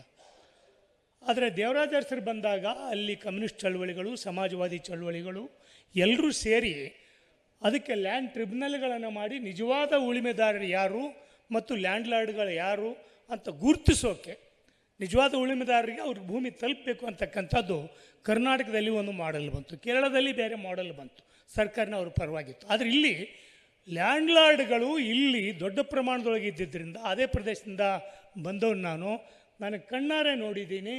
ಆವಾಗ ಇಂಥದ್ದೊಂದು ಕಾನೂನು ಬಂದಿದೆ ಅಂತ ಮಾತಾಡಿದ ವ್ಯಕ್ತಿಯನ್ನು ನಮ್ಮ ಕಡೆ ಹಗೆ ಅಂತಾರೆ. ನಾನು ಸಣ್ಣ ಹುಡುಗ ಆವಾಗ. ಹಾಗೆ ಅಂದರೆ ಜೋಳ ಹಾಕೋಕ್ಕೆ ದೊಡ್ಡದೊಂದು 10 ಅಡಿ ಬಾವಿ ತೋಡಿರ್ತಾರೆ. ಜೀವಂತವಾಗಿ ಅವನನ್ನು ಅದರೊಳಗೆ ಹಾಕಿದ್ದನ್ನು ನಾನು ಕಣ್ಣಾರೆ ನೋಡಿದ್ದೀನಿ. ಸೊ ಅಂಥ ಒಂದು ಫ್ಯೂಡಲ್ ಸಿಸ್ಟಮ್ ಇತ್ತು. ಅದರ ಎಳೆಯನ್ನು ಇಟ್ಕೊಂಡು ಭಾಳ ಜನ ಹೇಳ್ತಾರೆ, ಈಗ ಈ ಸಿಸ್ಟಮ್ ಇದೆಯಾ. ಸುಮಾರು 28 ಲಕ್ಷ ಕುಟುಂಬಗಳು ದೇವರಾಜ ಅರಸರ ಕಾರಣಕ್ಕಾಗಿ ಜಮೀನನ್ನು ಪಡೆದ್ರು ಮತ್ತು ವಾಸದ ಮನೆಗಳನ್ನು ಪಡೆದ್ರು, ಉಳುವವನಿಗೆ ಭೂಮಿ ಕರ್ನಾಟಕದಲ್ಲಿ ಜಾರಿಗೆ ಬಂದಿದ್ದಕ್ಕಾಗಿ. ಸೊ ಅದು ಇವತ್ತಿದೆಯಾ ಅಂತ ತಂದರೆ, ಇತ್ತೀಚೆಗೆ ಗಜೇಂದ್ರಗಢದ ಹತ್ರ ಹನುಮನಾಳದಲ್ಲಿ ಒಂದು ಮಗು, ದಲಿತರ ಮಗು ದೇವಸ್ಥಾನದಲ್ಲಿ ಹೋಗಿದ್ದಕ್ಕಾಗಿ ಆ ಮಗುನ ಹಿಡಿದು ಹೊಡೆದದ್ದನ್ನು ನಾವು ನೋಡಿದ್ದೀವಿ. ಸೊ ಅದನ್ನು ಈ ಸಿನಿಮಾ ಇವತ್ತಿಗೂ ಹೇಳ್ತದೆ. ಮರ್ಯಾದಾ ಹತ್ಯೆ ವಿಷಯ ಬರೀ ಲ್ಯಾಂಡ್ಲಾರ್ಡ್ ಒಂದೇ ಇಲ್ಲ, ಇಲ್ಲಿ ಆ ಜಮೀನ್ದಾರಿ ವ್ಯವಸ್ಥೆ ಸೃಷ್ಟಿಸ್ತಕ್ಕಂಥ ಸಾಂಸ್ಕೃತಿಕ ಆಯಾಮಗಳಿದಾವಲ್ಲ. ಒಂದು ಜಮೀನ್ದಾರಿ ವ್ಯವಸ್ಥೆ ಕೇವಲ ಒಂದು ಆರ್ಥಿಕ ವ್ಯವಸ್ಥೆ ಆಗಿರೋದಿಲ್ಲ, ಅದು ಭೂಮಿ ಅಂತಕ್ಕಂಥ ಆರ್ಥಿಕತೆ ಮಾತ್ರ ಇರೋದಿಲ್ಲ, ಅದ್ರ ಜೊತೆಗೇನೆ ಹಲವಾರು ಸಂಸ್ಕೃತಿಗಳನ್ನ ಹುಟ್ಟಾಕ್ತದೆ. ದೇವದಾಸಿ ಪದ್ಧತಿಯನ್ನು ಆ ಜಮೀನ್ದಾರಿ ಫ್ಯೂಡಲ್ ಸಿಸ್ಟಮೇ ಹುಟ್ಟಾಕಿದ್ದು. ಆ ಜಮೀನ್ದಾರಿ ವ್ಯವಸ್ಥೆ ಬಗ್ಗೆ ದೇವದಾಸಿ ವ್ಯವಸ್ಥೆ ಬಗ್ಗೆ ಸಿನಿಮಾ ಮಾತಾಡ್ತದೆ, ದೇವದಾಸಿ ವ್ಯವಸ್ಥೆ ಬಗ್ಗೆ ಮಾತನಾಡ್ತದೆ, ಮರ್ಯಾದಾ ಹತ್ಯೆ ಬಗ್ಗೆ ಮಾತಾಡ್ತದೆ. ಭಾಳ ಸೂಕ್ಷ್ಮವಾಗಿ ಅದನ್ನು ಭಾಳ ಜನ ಗಮನಿಸಲಿಲ್ಲ ಅಂತ ಕೇಳ್ತೀನಿ. ಸೋಷಿಯಲ್ ಮೀಡಿಯಾದಲ್ಲಿ ಅದನ್ನು ನೋಡಿದೆ ನಾನು. ಮರ್ಯಾದಾ ಹತ್ಯೆ ಮೊನ್ನೆನೇ ಆಯಿತು, ಒಂದು ತಿಂಗಳ ಹಿಂದೆ ಹುಬ್ಬಳ್ಳಿ ಹತ್ರ ಗದಗ ತಾಲೂಕಿನಲ್ಲಿ ಮರ್ಯಾದೆ ಹತ್ಯೆ ಆಯಿತು. ಸ್ವತಃ ತಂದೆನೇ ತನ್ನ ಮಗಳನ್ನು ಕೊಲೆ ಮಾಡಿದಂಥ ಘಟನೆ ನಡೀತು. ಸೊ ಹಾಗಿದ್ದರೆ ಇದು ಸಮಕಾಲೀನ ಸಿನಿಮಾ ಯಾಕೆ ಅಲ್ಲ ಅಂತೀರಾ?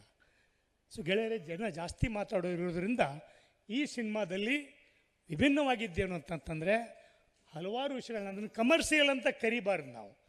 ಒಂದೇ ಒಂದು ಜೀವ ವಿರೋಧಿನ, ಜೀವ ಪರನ. ಇದಕ್ಕೆ ಕಮರ್ಷಿಯಲ್ಲು ಕಮರ್ಷಿಯಲ್ ಅಂದರೆ ಜಾಸ್ತಿ ದುಡ್ಡು ಹಾಕಿದರೆ ಕಮರ್ಷಿಯಲ್. ನಾನು ನೋಡಿದ್ದೀನಿ, ನಾವು ಹಲವಾರು ಬೀದಿ ನಾಟಕ ಮಾಡುವಾಗ ನಾರಾಯಣ ಸ್ವಾಮಿಗೆ ಹೇಳಿದ್ವಿ, ಕೋಟ್ಯಾಂತರ ದುಡ್ಡು ಹಾಕಿರ್ತಕ್ಕಂಥ ಸಿನಿಮಾಗಳು, ಕೋಟ್ಯಾಂತರ ದುಡ್ಡು ಹಾಕಿ ಮಾಡಿರ್ತಕ್ಕಂಥ ಸಿನಿಮಾಗಳು ಒಂದು 500-600 ಜನ, ಭಾಳ ಅಂದ್ರೆ 1000 ಜನ ನೋಡಿರ್ತಾರೆ. ನಾವು ಕರ್ನಾಟಕದಾದ್ಯಂತ ಬೀದಿ ನಾಟಕ ಮಾಡುವಾಗ ಲಕ್ಷಾಂತರ ಜನರಿಗೆ ತೋರಿಸಿದ್ದೀವಿ, ಒಂದು 5,000 10,000 ಖರ್ಚು ಮಾಡಿ. ಸೊ ಇಲ್ಲಿ ದುಡ್ಡು ಹಾಕಿದ ತಕ್ಷಣ ಅದು ಕಮರ್ಷಿಯಲ್ಲು ಸಕ್ಸಸ್ಫುಲ್ಲು ಅಂತ ಅಲ್ಲ. ದುಡ್ಡು ಹಾಕಿದ ಮೂಲಕ ನೀವು ಏನನ್ನು ತೋರಿಸ್ತೀರಿ, ಯಾರಿಗೆ ತೋರಿಸ್ತೀರಿ, ಏನನ್ನು ಹೇಳ್ತೀರಿ ಅನ್ನೋದು. ಸೊ ಕೊನೆಯದಾಗಿ ಒಂದು, ನಾವು ಜನಪರವಾಗಿರ್ತಕ್ಕಂಥ ಗೆಳೆಯರು ಒಂದು ಕೆಲಸ ಮಾಡಬೇಕಾಗಿದೆ. ಅದಕ್ಕೆ ಅಫ್ಕೋರ್ಸ್ ಇದರೊಳಗೆ ಕೆಲವು ನಾಯಕತ್ವ ಕೇಂದ್ರಿತ ಅಂಶಗಳೂ ಇದ್ದಾವೆ, ಇನ್ನೊಂದು ಕಡೆ ಒಂಥರದ ಕಲಾತ್ಮಕವಾಗಿರ್ತಕ್ಕಂಥ ಅಂಶಗಳೂ ಇದ್ದಾವೆ. 2 ಸಿನಿಮಾನ ಏಕಕಾಲಕ್ಕೆ ನೋಡ್ದಂಗೆ ಆಯ್ತು ನನಗೆ. 2 ಸಿನಿಮಾನ ಈ ಫೈಟಿಂಗ್ಗಳು ಬಂದಾಗ ಒಂಥರದ ಸಿನಿಮಾನ ನೋಡ್ದಂಗೆ ಆಯಿತು. ಇನ್ನೊಂದು ಕಡೆ ವಿಜಯ್ ಅವರಾಗಲಿ ಅಥವಾ ರಚಿತಾರಾಮ್ ಅವರಾಗಲಿ, ಅಮ್ಮ ಮಾಲಶ್ರೀ ಅವರಾಗಲಿ, ಮಗಳು ಭಾಳ ಜನ ಸಿನಿಮಾ ಹೀರೋಗಳನ್ನ ತಮ್ಮ ಮಕ್ಕಳನ್ನ ಎಂಟ್ರಿ ಕೊಡುವಾಗ ಬಿರುಗಾಳಿ, ಮಳೆ, ಗುಡುಗು, ಸಿಡ್ಲು ಎಲ್ಲ ಬರ್ತಿರ್ತವೆ. ಈ ಹುಡುಗಿ ತಣ್ಣಗೆ ಬಂದು ಸಿನಿಮಾದಲ್ಲಿ ಎಂಟ್ರಿ ಆಯಿತು.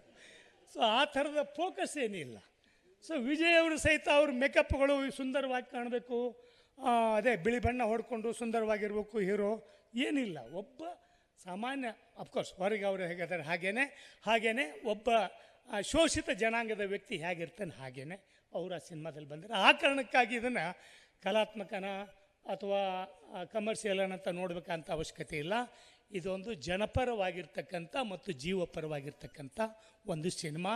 ಇದನ್ನು ನಾವು ಸ್ವಲ್ಪ ಪ್ರಗತಿಪರ, ನಾವು ಅದೇವ್ರಿಗೆ ಹೇಳಿದೆ, ಎಲ್ಲ ಸ್ನೇಹಿತರು ನಾವು ಈ ಕೆಲವು ಸಿನಿಮಾದವರು ಇದ್ದಾರೆ, ಕೆಲವು ನಾಟಕಕಾರರು ಇದ್ದರು 70-80ರ ದಶಕದಲ್ಲಿ. ಇವರು ನಾಟಕ ಬರೀತಾ ಇದ್ದಾರೆ ಅಂತ ಪ್ರಚಾರ, ನಾಟಕ ಬಂದಿರೋದಿಲ್ಲ, ಪ್ರಿಂಟೇ ಆಗಿರೋದಿಲ್ಲ, ಬರಿತಾ ಇದ್ದಾರೆ ಅಂತ. ಭಾಳ ದೊಡ್ಡ ನಾಟಕಕಾರರು ಬರಿತಾ ಇದ್ದಾರೆ. ಆಮೇಲೆ ಅದರೊಳಗೆ ಏನಿದೆ ಅನ್ನೋದು ಮೊದಲನೇ ಪತ್ರಿಕೆಯಲ್ಲಿ ಬರ್ತಿತ್ತು. ಇನ್ನು ನಾಟಕ ಪ್ರಿಂಟ್ ಆಗಿಲ್ಲ, ಬರೆದಿಲ್ಲ, ಅಂಥವ್ರು ನೋಡ್ತೀವಿ. ಪ್ರಿಂಟ್ ಆದ ಮೊದಲನೇ ವಾರಕ್ಕೇ 1000 ಕಾಪಿ ಆಗಿ ಖಾಲಿ ಆಗುವಂಥ ಸುದ್ದಿಗಳು ಬರ್ತಾಯಿದ್ದು. ಸೊ ಈ ಥರ ಅದನ್ನು ಥಿಯರೈಸ್ ಮಾಡೋದಿದೆಯಲ್ಲ, ಪಾಪ್ಯುಲರೈಸ್ ಮಾಡೋದು, ಇದು ಅವರಿಗೆ ನಾಟಕದಲ್ಲಿ ಏನಿರ್ತದೆ ಗೊತ್ತಿಲ್ಲ. ಆದರೆ ಅದನ್ನು ಥಿಯರೈಸ್ ಮಾಡೋದಿದೆಯಲ್ಲ, ಅದು ವ್ಯವಸ್ಥಿತವಾಗಿ ಮಾಡ್ತಾರೆ. ಸೊ ನಾವು ಅದರಲ್ಲಿ ಹಿಂದೆ ಬಿದ್ದಿದ್ದೀವಿ ಪ್ರಗತಿಪರರು. ಯಾಕೆಂದರೆ ನೀವು ಪ್ರತಿನಿಧಿಸ್ತಕ್ಕಂಥ ಜನ ಒಂದು ಅನಕ್ಷರಸ್ಥರು, ಇನ್ನೊಂದು ಕಲ್ಚರಲ್ ಮೂಮೆಂಟ್ಗಳನ್ನು ಅದನ್ನೊಂದು ಚಳವಳಿಯಾಗಿ ರೂಪಿಸ್ಬೇಕಂತಕ್ಕಂಥ ಕಲ್ಪನೆ ಇಲ್ಲದೆ ಇರೋರು. ಸೊ ಒಂದು, ನಾನು ಅವತ್ತು ಟಿ ವಿಲಿ ಮಾತಾಡಿ ಹೇಳಿದೆ, ಸಂಪತ್ತಿಗೆ ಸವಾಲು ಬಂದಾಗ ಅದು ಒಂದು ಥರದ ಅಫ್ಕೋರ್ಸ್ ತಪ್ಪು ಮಾಡಿದವ್ರಿಗೆ ಶಿಕ್ಷೆ ಆಗಬೇಕು, ಒಳ್ಳೆಯವರು ಕೆಟ್ಟವರು, ಬ್ಲ್ಯಾಕ್ ಆ್ಯಂಡ್ ವೈಟ್ ಅಂತಕ್ಕಂಥ ಕಾನ್ಸೆಪ್ಟ್ ಇತ್ತು. ರಾಜ್ಕುಮಾರ್ ಅವರು ಬಂದರು, ವಜ್ರಮುನಿ ಅವ್ರನ್ನ ಅಟ್ಯಾಕ್ ಮಾಡಿದರು, ದೇಸಾಯಿ ಗೌಡ ಜೈಲಿಗೆ ಹೋದ ಅಂತ ಅನ್ನೋದು ಒಂದು ಇದು. ಸೊ ಹಾಗೆಯೇ ಹಲವಾರು ಕಾರ್ಮಿಕರ ಸಿನಿಮಾಗಳು ಬಂದಿದ್ದಾವೆ, ಹಿಂದಿಯಲ್ಲಿ ಬಂದಿದ್ದಾವೆ, ಕನ್ನಡದಲ್ಲಿ ಬಂದಿದ್ದಾವೆ. ಸಮಾಜಕ್ಕೂ ಬದಲ್ ಡಾಲು ಅಂತಕ್ಕಂಥದ್ದು ಬಂತು, ಕನ್ನಡದಲ್ಲಿ ಕಾರ್ಮಿಕ ಕಳ್ಳನಲ್ಲ, ಅನುರಾಗ ಅರಳಿತು. ಅಲ್ಲಿ ಒಂದು ಥಿಯರಿ ಬಂತು 70-80ರ ದಶಕದಲ್ಲಿ.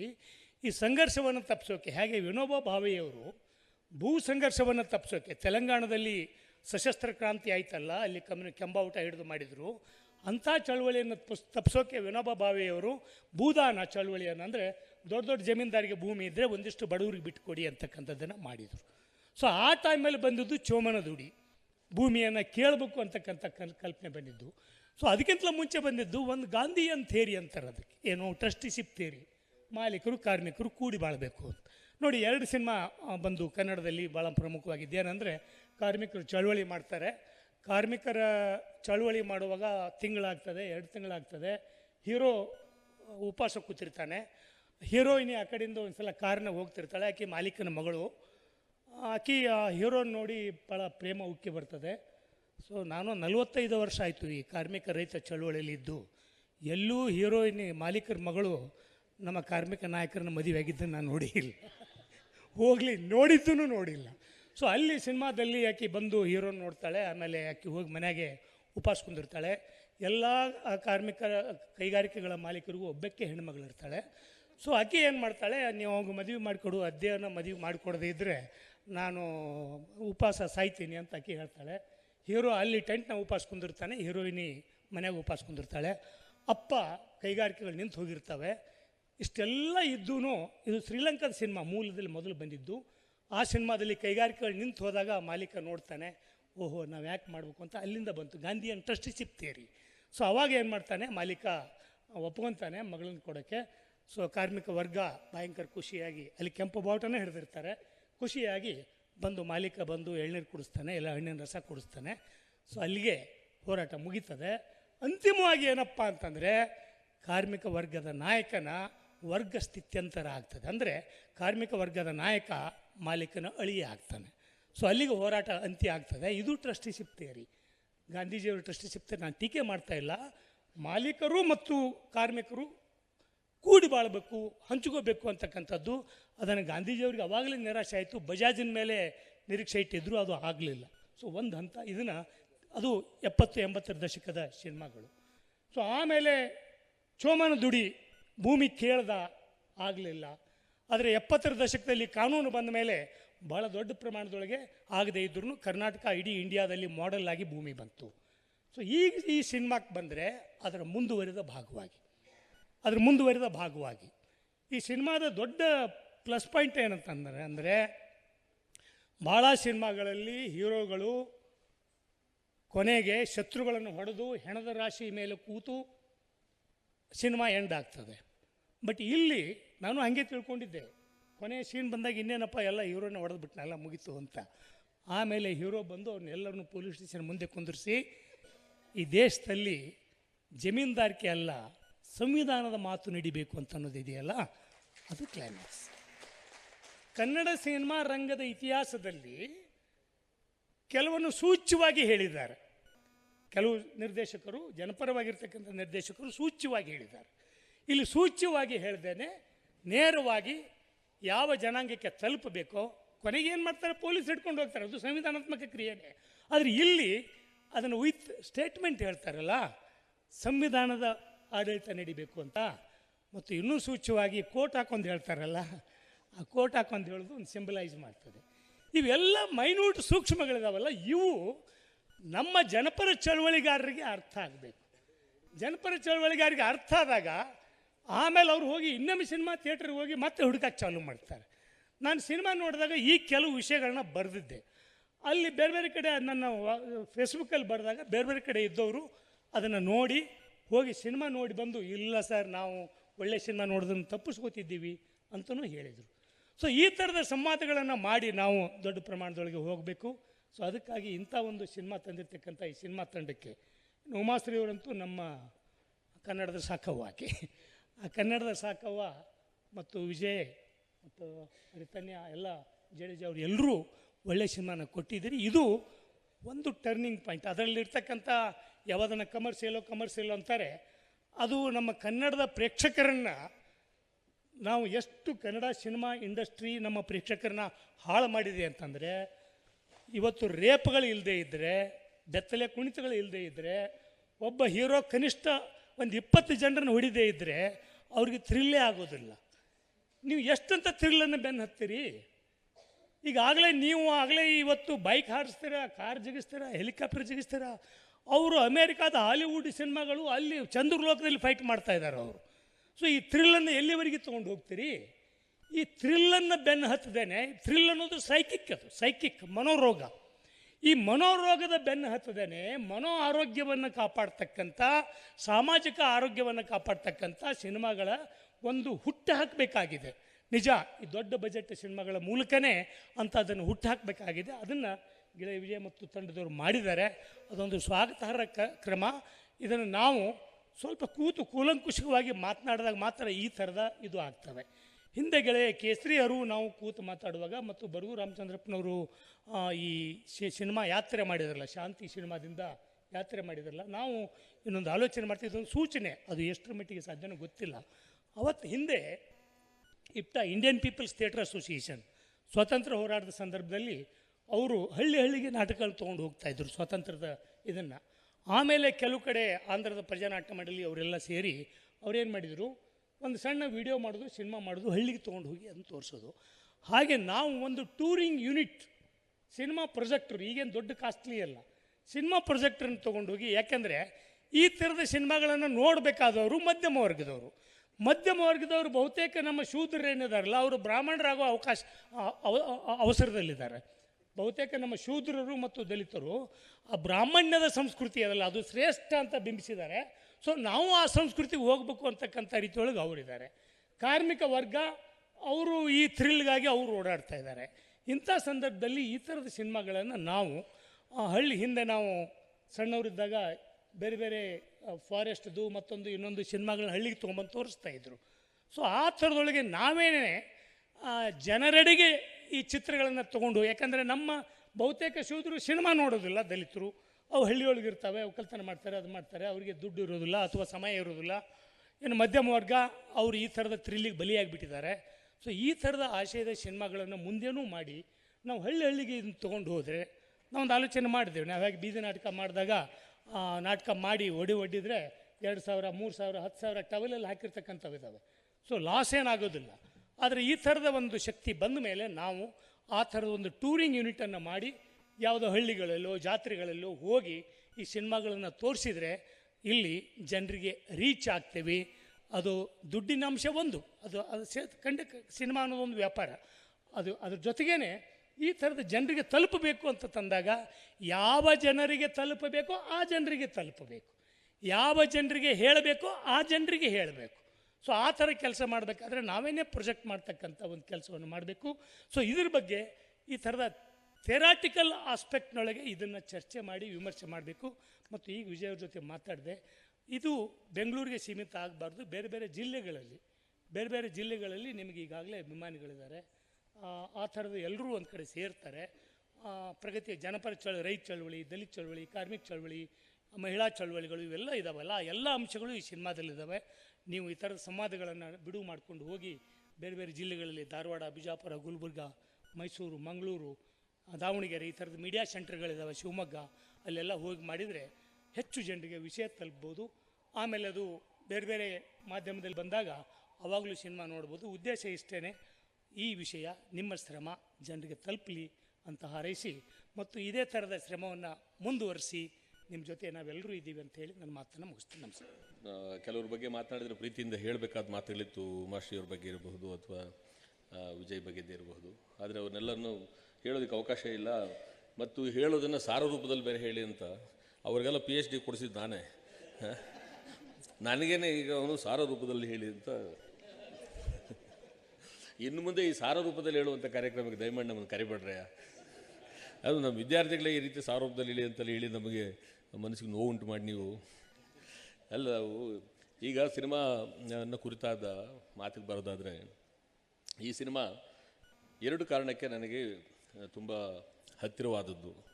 ಒಂದು, ಮೂಲಭೂತವಾಗಿ ನಾವೆಲ್ಲ ಕೂಡ ಏನೇ ಮಾತನಾಡ್ತಾ ಇದ್ದರೂ ಕೂಡ ಮಾತನಾಡೋದು ನಮ್ಮ ಭಾವ ಜಗತ್ತು ಅಂತೊಂದು ಇರುತ್ತಲ್ಲ, ಅದು ಕನೆಕ್ಟ್ ಆಗಿರೋದು ನಮ್ಮ ಭಾಷೆಯ ಮೂಲಕ ಮತ್ತು ಆ ಭಾಷೆಯನ್ನು ಆಡುವ ಪ್ರದೇಶದ ಮೂಲಕ. ಸೊ ಈ ಎರಡೂ ಸಿನಿಮಾದೊಳಗೆ ಆ್ಯಕ್ಚುಲಿ ರೆಫರ್ ಆಗುವಂಥ ಸಂಗತಿಗಳು ಇಡೀ ಕರ್ನಾಟಕದ ಬೇರೆ ಬೇರೆ ಕಡೆಯೆಲ್ಲ ಇವೆ ದ್ರವ್ಯಗಳು. ಆದರೆ ಅದು ಸಂಭವಿಸ್ತಾ ಇರುವಂಥ ಜಾಗ ಅಂತ ಅವರು ತೋರಿಸ್ತಾ ಇರೋದು ಕೋಲಾರ ಜಿಲ್ಲೆಯನ್ನು. ಸೊ ಹಾಗಾಗಿ ಆ ಕೋಲಾರದ ಮಾತಿನ ಇಂಪು ಮತ್ತು ಕೋಲಾರ ಮತ್ತೆ ಕೋಲಾರ ಅನ್ನೋ ಪ್ರದೇಶ, ಮತ್ತು ಅಲ್ಲಿ ಒಂದು ಇದು ಬರುತ್ತೆ, ಅವರು ಸೈನ್ ಬೋರ್ಡ್ ಹಾಕಿರ್ತಾರೆ, ಅದರಲ್ಲಿ ಮುಳುವಾಗಿಲು ಕೋಲಾರ ಅಂತೆಲ್ಲ ತೋರಿಸ್ತಿರ್ತಾರೆ. ಈ 2 ಕಾರಣಗಳಿಂದಾಗಿ ಮೊದಲಿಗೆ ಅದು ನನ್ನನ್ನು ಅದು ಹೇಳ್ತಾರೆ ಲವ್ ಅಟ್ ಫಸ್ಟ್ ಸೈಟ್ ಅಂತ ಹೇಳ್ತಾರಲ್ಲ, ಆ ರೀತಿ ಇದು ನನಗೆ ತುಂಬ ಇಷ್ಟವಾಯಿತು. ಮತ್ತು ಈ ಮಾಸ್ತಿ ಅನ್ನೋ ಹೆಸರು ನಾನು ಅನೇಕ ಸಾರಿ ಸಿನಿಮಾಗಳನ್ನು ನೋಡ್ತಿರುವಾಗ ಸಂಭಾಷಣೆ ಮಾಸ್ತಿ ಅಂತೆಲ್ಲ ಬರ್ತಿತ್ತು. ನಾನು ಯಾರೋ ಪ್ಯಾಷನ್ಗೆ ಮಾಸ್ತಿ ಅಂತ ಇಟ್ಕೊಂಡಿದ್ದಾರೆ, ಯಾರು ಈ ಮಾಸ್ತಿ ಅಂತ ನಾನು ಅನೇಕ ಸಾರಿ ತಲೆಗೆ ಬರ್ತಿತ್ತು ಕುತೂಹಲಕ್ಕೆ. ಆಮೇಲೆ ಇವತ್ತು ಇವರು ಇನ್ವಿಟೇಷನಲ್ಲಿ ಹಾಕಿ ಒಂದು ಉಪಕಾರ ಮಾಡಿದರು. ಅವರು ಮಾಸ್ತಿ ಉಪ್ಪಾರಳ್ಳಿ ಅಂತ ಹಾಕಿದರು. ಆ್ಯಕ್ಚುಲಿ ಮಾಸ್ತಿ ಅದು ಉಪ್ಪಾರಳ್ಳಿ ಮಾಸ್ತಿ ಪಕ್ಕದಲ್ಲಿರೋದು, ನಮ್ಮೂರು ಪಕ್ಕದಲ್ಲಿರೋದು. ನನಗೆ ಗೊತ್ತಿಲ್ಲದೆ ಮಾಸ್ತಿ ಉಪ್ಪಾರಳ್ಳಿಯಿಂದ ಯಾರು ಈ ಥರದ ಕೋಲಾರದ ಈ ಉಪಭಾಷೆಯನ್ನು ಬರೆಯುವಂಥ ವ್ಯಕ್ತಿ ಇದ್ದಾನಲ್ಲ ಅಂತ ನಾನು ಅರ್ಧ ಕುತೂಹಲದಿಂದ ಇಲ್ಲಿಗೆ ಬಂದೆ. ಆಮೇಲೆ ಅವ್ರು ನೋಡಿದ್ರೆ ಅವರು ಆ್ಯಕ್ಚುಲಿ ಹುಟ್ಟಿದ ಮೇಲೆ ಸ್ವಲ್ಪ ದಿನ ಇದ್ದು ಅವರು ದೇಶಾಂತರ ಹೋಗ್ಬಿಟ್ಟವ್ರೆ.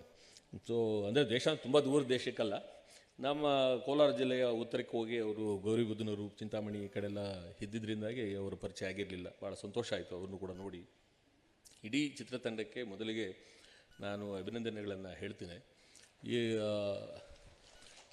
ಇದು ಚಿತ್ರವನ್ನು ಈಗ ಸಿದ್ದನಗೌಡರು ಭಾಳ ಅದ್ಭುತವಾದಂಥ ಒಂದು ಚೌಕಟ್ಟಿನಲ್ಲಿ ಅದನ್ನು ಹೇಗೆ ಇವತ್ತು ಈ ಸಿನಿಮಾನ ನೋಡಬೇಕು ಅಂತನ್ನೋದಕ್ಕೆ ಬೇಕಾದಂಥ ಒಂದು ಪ್ಲ್ಯಾಟ್ಫಾರ್ಮನ್ನು ಕ್ರಿಯೇಟ್ ಮಾಡಿಕೊಟ್ಟಿದ್ದಾರೆ. ನಾವು ನಮ್ಮ ಕೋಲಾರ ಭಾಷೆಯಲ್ಲಿ ಹೇಳೋದಾದರೆ, ಈಗ ಕನ್ನಡ ಚಲನಚಿತ್ರಗಳ ರಾಚನಿಕ ವಿನ್ಯಾಸ ಮತ್ತು ಅದನ್ನು ನಿರ್ಮಾಣ ಮಾಡ್ತಿರುವಂಥ ದೃಷ್ಟಿಯಿಂದ ಹೇಳೋದಾದರೆ, ಈ ಸಿನಿಮಾನ ಒಂದು ತಲಕಿಂದ್ಲು ಸಿನಿಮಾ ಅಂತ ಕರಿಬೋದು. ತಲಕಿಂದ್ಲು ಅನ್ನೋ ಪದ ಬಹುಶಃ ಮಾಸ್ತಿಗೆ ಗೊತ್ತಾಗ್ತದೆ. ನಮ್ಮಲ್ಲಿ ಏನು ಅಂತಂದರೆ, ಕ್ರಮ ವಿಪರ್ಯ ಮಾಡಿ ಯೋಚನೆ ಮಾಡೋರಿಗೆ ಕೋಲಾರ ಜಿಲ್ಲೆಯಲ್ಲಿ ತಲಕಿಂದ್ಲು ಅಂತ ಕರೀತಾರೆ. ಸೊ ನಾನು ಕೋಟೆಗಾಳ ರಾಮಯ್ಯ, ನಾವು ಲಕ್ಷ್ಮೀಪತಿ, ಚಂದ್ರಶೇಖರ್ ನಂಗ್ಲಿ, ಈ ಥರ ಕೋಲಾರ ಭಾಗದ ನಾವು ವಿದ್ವಾಂಸರು ಏನಿದ್ದೀರಿ, ನಾವೆಲ್ಲ ಆ ಸ್ಕೂಲ್ಗೆ ತಲಕಿಂದ್ಲು ಸ್ಕೂಲು ಅಂತ ಹೆಸರಿಟ್ಟಿದ್ದೀವಿ. ನಾವು ತಲಕಿಂದ್ಲು ಸ್ಕೂಲ್ನವರು ಅಂತ ನಾವು ಹೇಳ್ತಿದ್ವಿ. ಹಾಗಾಗಿ ಇದು ತಲಕಿಂದ್ಲು ಸ್ಕೂಲ್ನ ಸಿನಿಮಾ ಇದು. ಸೊ ಹಾಗಾಗಿ ಇದು ಎರಡನೇ ಅಂಶ ನನಗೆ ಈ ಸಿನಿಮಾದ ಬಗ್ಗೆ ಹೇಳೋಕ್ಕೆ ಇದ್ದಿದ್ದು. ಈ ಸಿನಿಮಾದಲ್ಲಿ ನಡೀತಿರುವಂಥ ಘಟನಾವಳಿಗಳೇನಿವೆ, ಇವು ಯಾಕೆ ಇವತ್ತು ಅವರು ಸಿದ್ನಗೌಡರು ಹೇಳದಂತೆ ಈ ರೀತಿಯಾದಂಥ ಒಂದು ಫ್ಯೂಡಲಿಸಮು, ಈ ರೀತಿಯಾದಂಥ ಒಂದು ಹಿಂಸದ ವಾತಾವರಣವನ್ನು ಇವತ್ತು ನೀವು ಕರ್ನಾಟಕದಲ್ಲಿ ಹೀಗೆ ನೋಡೋದಕ್ಕೆ ಸಾಧ್ಯವಿಲ್ಲ. ಆದರೂ ಈ ಥರ ಸಿನಿಮಾ ಮಾಡಿದಾರಲ್ಲ ಅಂತ ನೀವು ಕೇಳಿದರೆ, ನನಗೆ ಈ ಸಿನಿಮಾ ಯಾಕೆ ಮುಖ್ಯ ಅಂತ ಅನ್ನಿಸ್ತಂದರೆ, ಚರಿತ್ರೆಯನ್ನು ಮರೆತ ಯುವ ಜನಾಂಗ ನಮ್ಮ ಮಧ್ಯೆ ಇದ್ದಾರೆ ಇವತ್ತು. ಸಂಪೂರ್ಣವಾಗಿ ಈಗ ನಾನು ಡಿಗ್ರಿ ಕಾಲೇಜುಗಳಲ್ಲಿ ಕಳೆದ 30 ವರ್ಷದಿಂದ ಪಾಠ ಮಾಡ್ತಿದ್ದೀನಲ್ಲ, ಅವ್ರಿಗೆ ಎಷ್ಟು ಹಿಸ್ಟ್ರಿ ಮರ್ತೋಗಿದ್ದಾರೆ ಅಂತಂದರೆ, ಮತ್ತು ಈ ವಿಷುವಲ್ ಮೀಡಿಯಾಗಳು, ಈ ನಮ್ಮ ಸಾಮಾಜಿಕ ಜಾಲತಾಣಗಳು ಸೃಷ್ಟಿಸಿ ಹಬ್ಬಿಸುತ್ತಿರುವಂಥ ವಾಸ್ತವವನ್ನು ನಿಜ ಎಂದು ತಿಳಿದುಕೊಂಡು ಕೇವಲ 20-30 ವರ್ಷಗಳ ಹಿಂದೆ ಇದ್ದಂಥ ಕರ್ನಾಟಕದ ಸಾಮಾಜಿಕ ಚರಿತ್ರೆಯ ಯಾವ ಸಂಗತಿಗಳೂ ತಿಳಿದಿಲ್ಲದ ಮಕ್ಕಳು ಇವತ್ತು ಕಾಲೇಜುಗಳಲ್ಲಿ ಕಲಿತಾ ಇದ್ದಾರೆ. ಹಾಗಾಗಿ ಅವರಿಗೆ ಅನೇಕ ಪ್ರಶ್ನೆಗಳಿವೆ. ಅವರು ಮೀಸಲಾತಿಯನ್ನು ಅವರು ಪ್ರಶ್ನೆ ಮಾಡ್ತಾರೆ. ಆ ಕುಟುಂಬಗಳಿಂದಲೇ ಬಂದಿದ್ದರೂ ಕೂಡ ಅವರು ಮೀಸಲಾತಿ ತಪ್ಪು ಸಾರ್ ಅಂತ ನನ್ನ ಹತ್ರನೇ ಕ್ಲಾಸ್ಗಳಲ್ಲೆಲ್ಲ ಚರ್ಚೆ ಮಾಡುವಂಥದ್ದನ್ನು ನಾನು ಕಂಡಿದ್ದೇನೆ. ಇದೆಲ್ಲ ಯಾಕೆ ಆಗ್ತಿದೆ ಅಂತ ನಾನು ಅನೇಕ ಸಾರಿ ಯೋಚನೆ ಮಾಡಿದಾಗ, ಅವರಿಗೆ ಈ ಸಾಮಾಜಿಕವಾದಂಥ ದುರಂತ ಮತ್ತು ಚರಿತ್ರೆ ಇವ್ಯಾವುದರ ನೆನಪು ಕೂಡ ಅವರ ಜೊತೆಗೆ ಇಲ್ಲ ಅಂತ, ಆ ನೆನಪು ಚರಿತ್ರೆಯನ್ನು ಕೊಡಬೇಕಾಗಿರುವಂಥ ಸಂದರ್ಭಗಳು ಕೂಡ ಇವತ್ತು ಅವರು ಮಿಸ್ ಮಾಡ್ಕೊಂಡ್ಬಿಟ್ಟಿದ್ದಾರೆ. ಆ ಕಾರಣಕ್ಕಾಗಿ ಈ ಸಿನಿಮಾ ಒಂದು ರೀತಿಯಾದಂಥ ಕರ್ನಾಟಕದ ಒಳಗೆ ಈ ಅಸ್ಪೃಶ್ಯವಾದಂಥ ಜಗತ್ತು ಮತ್ತು ಅದು ಹಾದು ಬಂದಂಥ ಅಪಮಾನ, ಹಿಂಸೆಗಳ, ನೋವುಗಳ ಒಂದು ಕಾಲಸರಣಿ, ಇದನ್ನು ಈ ಹೊಸ ತಲೆಮಾರುಗಳಿಗೆ ಪರಿಚಯಿಸುವ ಕಾರಣಕ್ಕಾಗಿ ಇದೊಂದು ನೆನಪನ್ನು ಪುನರ್ನವೀಕರಿಸುವಂಥ ಒಂದು ಸಿನಿಮಾ ಇದು. ಸೊ ಒಂದು ಕಲ್ಚರಲ್ ಮೆಮರೀಸನ್ನು ಮತ್ತೆ ಅದು ಒಂದು ರೀತಿಯಾದಂಥ ರೀವಿಸಿಟ್ ಮಾಡೋ ರೀತಿಯಾದಂಥ ಸಿನಿಮಾ. ಹಾಗಾಗಿ ಈ ಸಿನಿಮಾನ ಇವತ್ತು ತಕ್ಷಣದಲ್ಲಿ ಈ ರೀತಿಯಾದಂಥ ವಾತಾವರಣ ಇದ್ದಿರಬಹುದೇ ಹುಡ್ಕೊಂಡು ಹೋಗಬಾರ್ದು. ಈ ಸಿನಿಮಾ ಈಗ ಇದ್ದ ಒಂದು ಜಗತ್ತಿನಿಂದ ಇವತ್ತು ಇಲ್ಲಿಗೆ ಪಲ್ಲಟಗೊಳ್ಳುತ್ತಿದೆ ಅಂತನ್ನೋದನ್ನು ತೋರಿಸುತ್ತಿರುವ ಹಾಗೆ ನನಗೆ ಆ ಸಿನಿಮಾ ಕಾಣಿಸ್ತು. ಅದು ಇದರ ಭಾಳ ಮುಖ್ಯವಾದ ಇವತ್ತಿನ ಮಹತ್ವ ಏನು ಅಂತಂದರೆ, ಅದು ನಮಗೆ ನಮ್ಮ ಇಂದಿನ ಚರಿತ್ರೆಯನ್ನು ಅದು ನೆನಪು ಮಾಡಿಕೊಡ್ತಿದೆ. ಒಂದು ಸಣ್ಣ ಭೂಮಿಯ ಅಪೇಕ್ಷೆ ಅದು ಎಷ್ಟು ದೊಡ್ಡ ಹಿಂಸೆಯನ್ನು ಸೃಷ್ಟಿ ಮಾಡಬಲ್ಲದು, ಅದು ಎಷ್ಟು ಅನೇಕ ರೀತಿಯಾದಂಥ ಅಪಮಾನಗಳನ್ನು ಸೃಷ್ಟಿ ಮಾಡಬಾರ್ದು ಅಂತನ್ನೋದ್ರ ಜೊತೆಗೆ, ಸಿದ್ನಗೌಡರು ಹೇಳಿದಂತೆ ಯಾವಾಗಲೂ ಕೂಡ ಒಂದು ಅಪಮಾನ ಅಥವಾ ಒಂದು ಹಿಂಸೆ ಎನ್ನುವುದು ಅದು ಕೇವಲ ಒಂದು ಬೇರಿನ ಮರ ಅಲ್ಲ, ಅದು ಹಲವು ಬೇರುಗಳುಳ್ಳ ಮರ. ಆ ಬೇರುಗಳು ಯಾವ್ಯಾವ ರೂಪದಲ್ಲಿರ್ತವೆ ಅಂತ ಹೇಳೋದಕ್ಕೆ ಅನೇಕ ಸಾಕ್ಷಿಗಳಲ್ಲಿವೆ. ಅದೊಂದು ನಿಜವಾಗಿ ಈ ದೇಶದಲ್ಲಿ ಬಹಳ ಪ್ರಧಾನವಾಗಿ ಹಿಂಸೆಯನ್ನು ಸಮರ್ಥಿಸುತ್ತಿರುವಂಥ ಒಂದು ವಲಯ ಯಾವುದು ಅಂತಂದರೆ, ಅದೊಂದು ಧಾರ್ಮಿಕವಾದ ಮತ್ತು ನಂಬಿಕೆಯ ವಲಯ, ಟ್ರಸ್ಟ್ ವರ್ಲ್ಡ್. ಅದನ್ನೇ ಅಂಬೇಡ್ಕರ್ ಅವರು ತಮ್ಮ ಇಡೀ ಬರಹಗಳಲ್ಲಿ ಯಾರು ನಿಜಕ್ಕೂ ಹಿಂಸೆಯ ಭಾಳ ದೊಡ್ಡ ಶತ್ರು ಯಾರು ಅಂತಂದರೆ, ಈ ದೈವೀಕರಣ ಮಾಡೋದು ಮತ್ತು ದೇವರ ಅಸ್ತಿತ್ವವನ್ನು ನಂಬುವಂಥ ಒಂದು ವ್ಯವಸ್ಥೆ ಇದೆಯಲ್ಲ, ಇದರಿಂದ ಪಾರಾಗದೆ ಹೊರತು ದಲಿತ ಪ್ರಜ್ಞೆ ನೀವು ಹಿಂಸೆಯಿಂದ ತಪ್ಪಿಸ್ಕೊಳ್ಳೋದಕ್ಕೆ, ಶೋಷಣೆಯಿಂದ ತಪ್ಪಿಸ್ಕೊಳ್ಳೋಕ್ಕೆ ಸಾಧ್ಯವಿಲ್ಲ ಅಂತ ನಂಬ್ತಾ ಇದ್ರು. ಸೊ ಆ ನಂಬಿಕೆಯ ವಲಯ ಎಷ್ಟು ಗಾಢವಾಗಿದೆ, ಎಷ್ಟು ಡಾಳಾಗಿದೆ ಮತ್ತು ಅದು ಹೇಗೆ ಮನಸ್ಸನ್ನು ನಿಯಂತ್ರಿಸುತ್ತಿದೆ ಅಂತನ್ನೋದನ್ನು ಈ ಸಿನಿಮಾದಲ್ಲಿ ತೋರಿಸೋದಕ್ಕೆ ಪ್ರಯತ್ನ ಪಟ್ಟಿದ್ದಾರೆ. ಬಟ್ ಇದರಲ್ಲಿ ಒಂದು ಕಾಂಟ್ರಡಿಕ್ಷನ್ಸ್ನ ಕೂಡ ಮಾಡಿದ್ದಾರೆ. ಅದರಲ್ಲಿ ಸ್ವಲ್ಪ ನನ್ನ ಪ್ರಕಾರ ಅವರು ಸಿನಿಮಾದವರು ಇನ್ನು ಸ್ವಲ್ಪ ಎಚ್ಚರ ವಹಿಸಬೇಕಾಗಿತ್ತು ಆ ವಿಷಯಗಳಲ್ಲಿ ಅಂತ ಅನಿಸುತ್ತೆ. ಅಂದರೆ ಒಮ್ಮೆ ತಿಳುವಳಿಕೆ ಪಡೆದಂಥವ್ರು, ಈಗ ಅಂಬೇಡ್ಕರನ್ನು ಓದಿ ಸಂವಿಧಾನವನ್ನು ತಿಳಿದು ವಿವೇಕವನ್ನು ಪಡೆದಂಥವರು ಮತ್ತೆ ದೈವತ್ವಕ್ಕೆ ವಾಪಸ್ ಹೋಗೋದು, ಅಲ್ಲಿಂದ ಪರಿಹಾರವಿದೆ ಅಂತ ನಂಬುವ ರೀತಿ ತೋರಿಸ್ಬಿಟ್ರೆ, ಸೊ ನಾವೇ ಒಂದು ಕಾಂಟ್ರಡಿಕ್ಷನ್ನ ಕ್ರಿಯೇಟ್ ಮಾಡ್ಕೊಂಡಾಗುತ್ತೆ. ಅವರು ಆ ವಲಯದಿಂದ ಬಂದವರು ಅದನ್ನು ನಂಬೋ ಹಾಗೆ ನೋಡಿಸ್ತಾ ಇದ್ರೆ ಓಕೆ, ಬಟ್ ಈ ತಿಳುವಳಿಕೆ ಪಡೆದಿದ್ದಾರೆ, ಪ್ರಜ್ಞೆ ಬಂದುಬಿಟ್ಟಿದೆ, ಪ್ರಜ್ಞೆ ಬಂದವರು ಮತ್ತೆ ಅದಕ್ಕೆ ವಾಪಸ್ ಹೋಗುವ ಹಾಗೆ ಸಿನಿಮಾದಲ್ಲಿ ಕೆಲವು ದೃಶ್ಯಗಳನ್ನು ಜೋಡಿಸಲಾಗಿದೆ. ಹಾಗಾಗಿ ಆ ಎರಡು ಊರುಗಳ ಕತೆ ಅವಶ್ಯಕತೆ ಇರಲಿಲ್ಲ ಅಂತ ನನಗನ್ನಿಸ್ತು. ರಾಮದುರ್ಗದ ಕತೆ ಮತ್ತು ಹುಲಿ ದುರ್ಗದ ಕಥೆಯಲ್ಲಿ ಒಂದು ದುರ್ಗದ ಕಥೆಯೇ ಸಾಕಾಗಿತ್ತು. ಅದನ್ನು ಮಾಡಿದರೆ ಇದು ಮತ್ತಷ್ಟು ಬಹಳ ಒಳ್ಳೆಯ ಸಿನಿಮಾ ಆಗ್ತಿತ್ತು ಅಂತ ಕಾಣುತ್ತೆ. ಯಾಕೆ ನನಗೆ ಇನ್ನೊಂದು ಕಾರಣದಿಂದ ಈ ಸಿನಿಮಾ ಭಾಳ ಮುಖ್ಯ ಆಯಿತು ಅಂದರೆ, ಈ ವರ್ಷ ಅಂದರೆ ರಾಜ್ಯ ಚಲನಚಿತ್ರ ಪ್ರಶಸ್ತಿ ಆಯ್ಕೆ ಸಮಿತಿಯಲ್ಲಿ ನಾನು ಸದಸ್ಯನಾಗಿದ್ದೆ. ಆಗ ಆ ಸಿನಿಮಾಗಳನ್ನು, ಅಲ್ಲಿ ಸುಮಾರು ಒಂದು 60 ಸಿನಿಮಾಗಳನ್ನು ನೋಡಬೇಕಾಗಿರುವಂಥ ಒಂದು ಏನು ಹೇಳ್ತಾರೆ ಅದನ್ನು, ಒಂದು ಶಿಕ್ಷೆಗೆ ನಾನು ಗುರಿಯಾಗಿದ್ದೆ. ಇದು ಒಂದು ಬಹಳ ಒಳ್ಳೆಯ ಶಿಕ್ಷೆ. ಅದು ಆ ಶಿಕ್ಷೆಯಲ್ಲಿ ಪಾರಾಗಿ ಬಂದಾಗ ಅನಿಸ್ತು, ನಾನು ನೋಡ್ತಾ ಇರುವ ಅಷ್ಟು ಸಿನಿಮಾಗಳಲ್ಲಿ ಈ ಕನ್ನಡಕ್ಕೂ ಕರ್ನಾಟಕಕ್ಕೂ ಕನ್ನಡ ಜನರಿಗೂ ಏನಾದರೂ ಸಂಬಂಧ ಇದೆಯಾ ಅಂತಂದರೆ ಆ ಸಂಬಂಧ ಹುಡುಕೋಕ್ಕೆ ಸಾಧ್ಯ ಆಗಲಿಲ್ಲ. ಯಾವುದಾದ್ರೂ ಸಂಬಂಧ ಇದ್ದರೆ ಅದಕ್ಕೊಂದು ಸಿನಿಮಾ ಅವಾರ್ಡ್ ಕೊಟ್ಬೋಣ ಅಂತನ್ನೋಷ್ಟು ಸಿಟ್ಟು ಬಂದುಬಿಟ್ಟಿದ್ದು ನನಗೆ. ಅವ್ರ ಎಲ್ಲ ಸಿನಿಮಾಗಳು ಕೂಡ ಯಾವ ಪ್ರಪಂಚದ ಯಾವ ಮೂಲೆಯಲ್ಲಾದರೂ ನಡೀಬಹುದಾದ ಸಿನಿಮಾಗಳು. ಯಾರ ಕತೆ ಹೇಳಿದ್ರು ನಡೆಯುತ್ತೆ. ಅದು ಆಫ್ರಿಕಾದಲ್ಲಾಗ್ಬೋದು ಕತೆ, ಅಮೇರಿಕಾದಲ್ಲಾಗ್ಬೋದು, ಬೆಂಗಳೂರು, ಎಲ್ಲಿ ಬೇಕಾದ್ರೂ ನಡೆಯುವಂಥ ಕತೆಗಳನ್ನು ಮಾಡಿದ್ದಾರೆ. ಆದರೆ ಯಾವುದು ನಿಜವಾದ ಒಂದು ಸಿನಿಮಾ ಆಗುತ್ತೆ ಅಂತಂದರೆ ಅದನ್ನು ನೀವು ಕಲ್ಚರಲ್ಲಿ ಡಿಸ್ಪ್ಲೇಸ್ ಮಾಡೋದಕ್ಕೆ ಸಾಧ್ಯ ಇಲ್ಲ. ಈ ಕಥೆಯನ್ನು ನೀವು ಮಾಡಿದರೆ, ಇಲ್ಲ ಇದು ಕರ್ನಾಟಕದಲ್ಲೇ, ಇದು ಕನ್ನಡದಲ್ಲೇ ಹೇಳಬೇಕಾದ ಕತೆ, ಕನ್ನಡದಲ್ಲೇ ಸಂಭವಿಸಬೇಕಾದ ಕತೆ, ಕನ್ನಡದಲ್ಲೇ ಮತ್ತು ನಡಿಬೇಕಾದ ಕತೆ ಅನ್ನೋ ಹಾಗೆ ಅದಕ್ಕೆ ಒಂದು ಸಾಂಸ್ಕೃತಿಕವಾದ ಬೇರೆ ಇರಬೇಕು. ಇದನ್ನು ನಾವು ಸಿನಿಮಾ ಗ್ರಾಮರ್ ಅಂತ ಕರಿತೀವಿ. ಈ ಸಿನಿಮಾ ಗ್ರಾಮರ್ ಇದ್ದ ಆ ಸಿನಿಮಾ ಗ್ರಾಮರ್ನ ಎಲ್ಲ ಅವರಾಗಲೇ ಹೇಳಿದ್ರಲ್ಲ, ಯಾವುದಾದ್ರೂ ಒಂದು ಇದರ ಬೆನ್ನತ್ತಿ ಕೊಂಡು ಹೋಗಿ ಒಂದು ಪದ ಬಳಸಿದ್ರು ಸಿದ್ದನಗೌಡರು, ಸೈಕಾಲಜಿಕಲ್ ಆಗಿ ಥ್ರಿಲ್ ಅನ್ನೋ ಪದವನ್ನೇನೋ ಬಳಸ್ತಾರೆ, ಥ್ರಿಲ್ ಕೊಡ್ತೀವಿ ಅಂತೇನೋ ಹೋಗಿ ಅವರು ಎಷ್ಟು ಥ್ರಿಲ್ ಕೊಡೋಕ್ಕೆ ಮುಂದೆ ಹೋಗ್ಬಿಟ್ಟಿದ್ದಾರೆ ಅಂತಂದರೆ, ಆದರೆ ಮಾನವ ಸ್ವಭಾವಗಳೇ ಇಲ್ಲದೇ ಇರುವಂಥ ಒಂದು ಸಿನಿಮಾ ಜಗತ್ತು ಕೊಟ್ಟೋಗಿದೆ. ಅವರು ಹ್ಯೂಮನ್ ಕಂಡೀಷನ್ಸೇ ಇಲ್ಲ ಅಲ್ಲಿನ ಕ್ಯಾರೆಕ್ಟರ್ಗಳಿಗೆ. ಹ್ಯೂಮನ್ ಕಂಡೀಷನ್ಸ್ ಅಂದರೆ ಹಸಿವಾದರೆ ಹಸಿವಾಗಬೇಕು, ಕಣ್ಣೀರು ಬಂದರೆ ಕಣ್ಣೀರು ಬರಬೇಕು, ಆ ರೀತಿ ಇಲ್ಲವೇ ಇಲ್ಲ. ಅವರು ಬಸವಣ್ಣವರೇ ಹೇಳಿದ್ರು, ಪಾಪ ನೀನು ದೇವ್ರಿಗೆ ಕೂರ್ತು ಮಾತಾಡುವಾಗ, ಅಲ್ಲ ನಿನಗೆ ಹೊಟ್ಟೆ ಇದ್ದಿದ್ರೆ ಗೊತ್ತಾಗ್ತಾ ಇತ್ತು ನಿನಗೆ, ಅವನು ಹೊಟ್ಟೆ ಇದ್ದವನಿಗೆ ಸುಳ್ಳು ಹೇಳ್ತಾನೆ, ಹೊಟ್ಟೆ ಇದ್ದವನಿಗೆ ಅವನಿಗೆ ನೋವಾಗತ್ತೆ, ಒಡಲುಗೊಂಡು ನೋಡ ಅಂತ. ಒಡಲಿದ್ದವನು ಅವನು ಉಸಿತಾನೆ, ಅವನು ಒಡಲಿದ್ದವನು ಹಸಿತಾನೆ ಅಂತ. ಒಡಲಿದ್ರೆ ತಾನೇ ಹಸಿವಾಗೋದು, ಒಡಲಿದ್ರೆ ತಾನೇ ನೀನು ಆ ಅನ್ನ ತಿನ್ನೋದಕ್ಕಾಗಿ ಸುಳ್ಳು ಹೇಳಬೇಕಾಗಿ ಬರ್ಬೋದು. ಅದರಿಂದ ನಿನಗೂ ನನ್ನ ಅವಸರ, ನನ್ನ ನೋವು ಗೊತ್ತಾಗಬೇಕಾದ್ರೆ ನೀನು ನನ್ನಂತೆ ಒಡಲುಗೊಂಡು ನೋಡ ಅಂತ ಬಸವಣ್ಣವ್ರು ಹೇಳಿದರು. ಹಾಗೆ ಈ ಸಿನಿಮಾದಲ್ಲಿ ಒಡಲುಗೊಂಡು ನೋಡುವ ಒಂದು ಪ್ರಕ್ರಿಯೆ ಇದೆ. ಅಂದರೆ ಇಲ್ಲಿರೋ ಪಾತ್ರಗಳಿಗೆಲ್ಲವೂ ಕೂಡ ಇವು ಮನುಷ್ಯತ್ವದ, ಅವು ಅನುಭವಿಸ್ತಿರುವಂಥ ನೋವು, ತವಕ, ತಲ್ಲಣ, ಅವೆಲ್ಲವೂ ಕೂಡ ಅವು ಕಾಣುವ ಕನಸು, ಅವು ಅನುಭವಿಸುವಂಥ ನೋವು, ಅವು ಸಂಭ್ರಮಿಸುವಂಥ ಸಂಗತಿಗಳು, ಇವೆಲ್ಲವೂ ಕೂಡ ಸಾಧಾರಣೀಕರಣಗೊಳ್ಳಬೇಕು. ಸಾಧಾರಣೀಕರಣಗೊಳ್ಳೋದು ಅಂತಂದರೆ ಆ ನೋವು ನನ್ನ ನೋವು ಅಂತ ಅನಿಸ್ಬೇಕು. ಆ ಕಣ್ಣೀರು, ಅಲ್ಲಿ ಕಣ್ಣೀರು ಬರ್ತಾ ಇರೋದು ನನ್ನ ಕಣ್ಣಲ್ಲೂ ಜಿನುಗಬೇಕು. ಅಂಥ ಹಾಗೆ ಅದನ್ನು ಸಾಧಾರಣೀಕರಣ ಅಂತ ನಾವು ಕಾವ್ಯಮೀಮಾಂಸೆಯಲ್ಲಿ ಕಲಿತೀವಿ. ಈ ಸಿನಿಮಾದೊಳಗೆ ಆ ರೀತಿಯಾದಂಥ ಕಣ್ಣೀರನ್ನು ಸಾಧಾರಣೀಕರಣಗೊಳಿಸುವ, ನೋವನ್ನು ಸಾಧಾರಣೀಕರಣಗೊಳಿಸುವ, ಕನಸನ್ನು ಸಾಧಾರಣೀಕರಣಗೊಳಿಸುವಂಥ ಅಂಶಗಳಿವೆ. ಇನ್ನು ಸಿನಿಮ್ಯಾಟಿಕ್ ಆಗಿ ಇರುವಂಥ ಅನೇಕ ಇವುಗಳನ್ನ ಸೌಂದರ್ಯಾತ್ಮಕವಾದ, ಅಂದರೆ ನಾವು ಕಲಾತ್ಮಕವಾಗಿ ಒಂದು ಒಳ್ಳೆಯ ಸಿನಿಮಾ ಅಂತ ಮಾತಾಡುವಾಗ ಏನೇನು ಇವಿವೆ, ಚೌಕಟ್ಟುಗಳಿವೆ, ಅವುಗಳನ್ನೆಲ್ಲ ಇಟ್ಕೊಂಡು ಮಾತಾಡಿ ಈ ಸಿನಿಮಾನ ಮತ್ತಷ್ಟು ಹೇಗೆ ಚಂದ ಮಾಡ್ಬೋದಾಗಿತ್ತು ಅಂತ ಮಾತಾಡೋಕ್ಕೆಲ್ಲ ಅವಕಾಶವಿದೆ. ಅದು ಎರಡನೇ ಪ್ರಶ್ನೆ.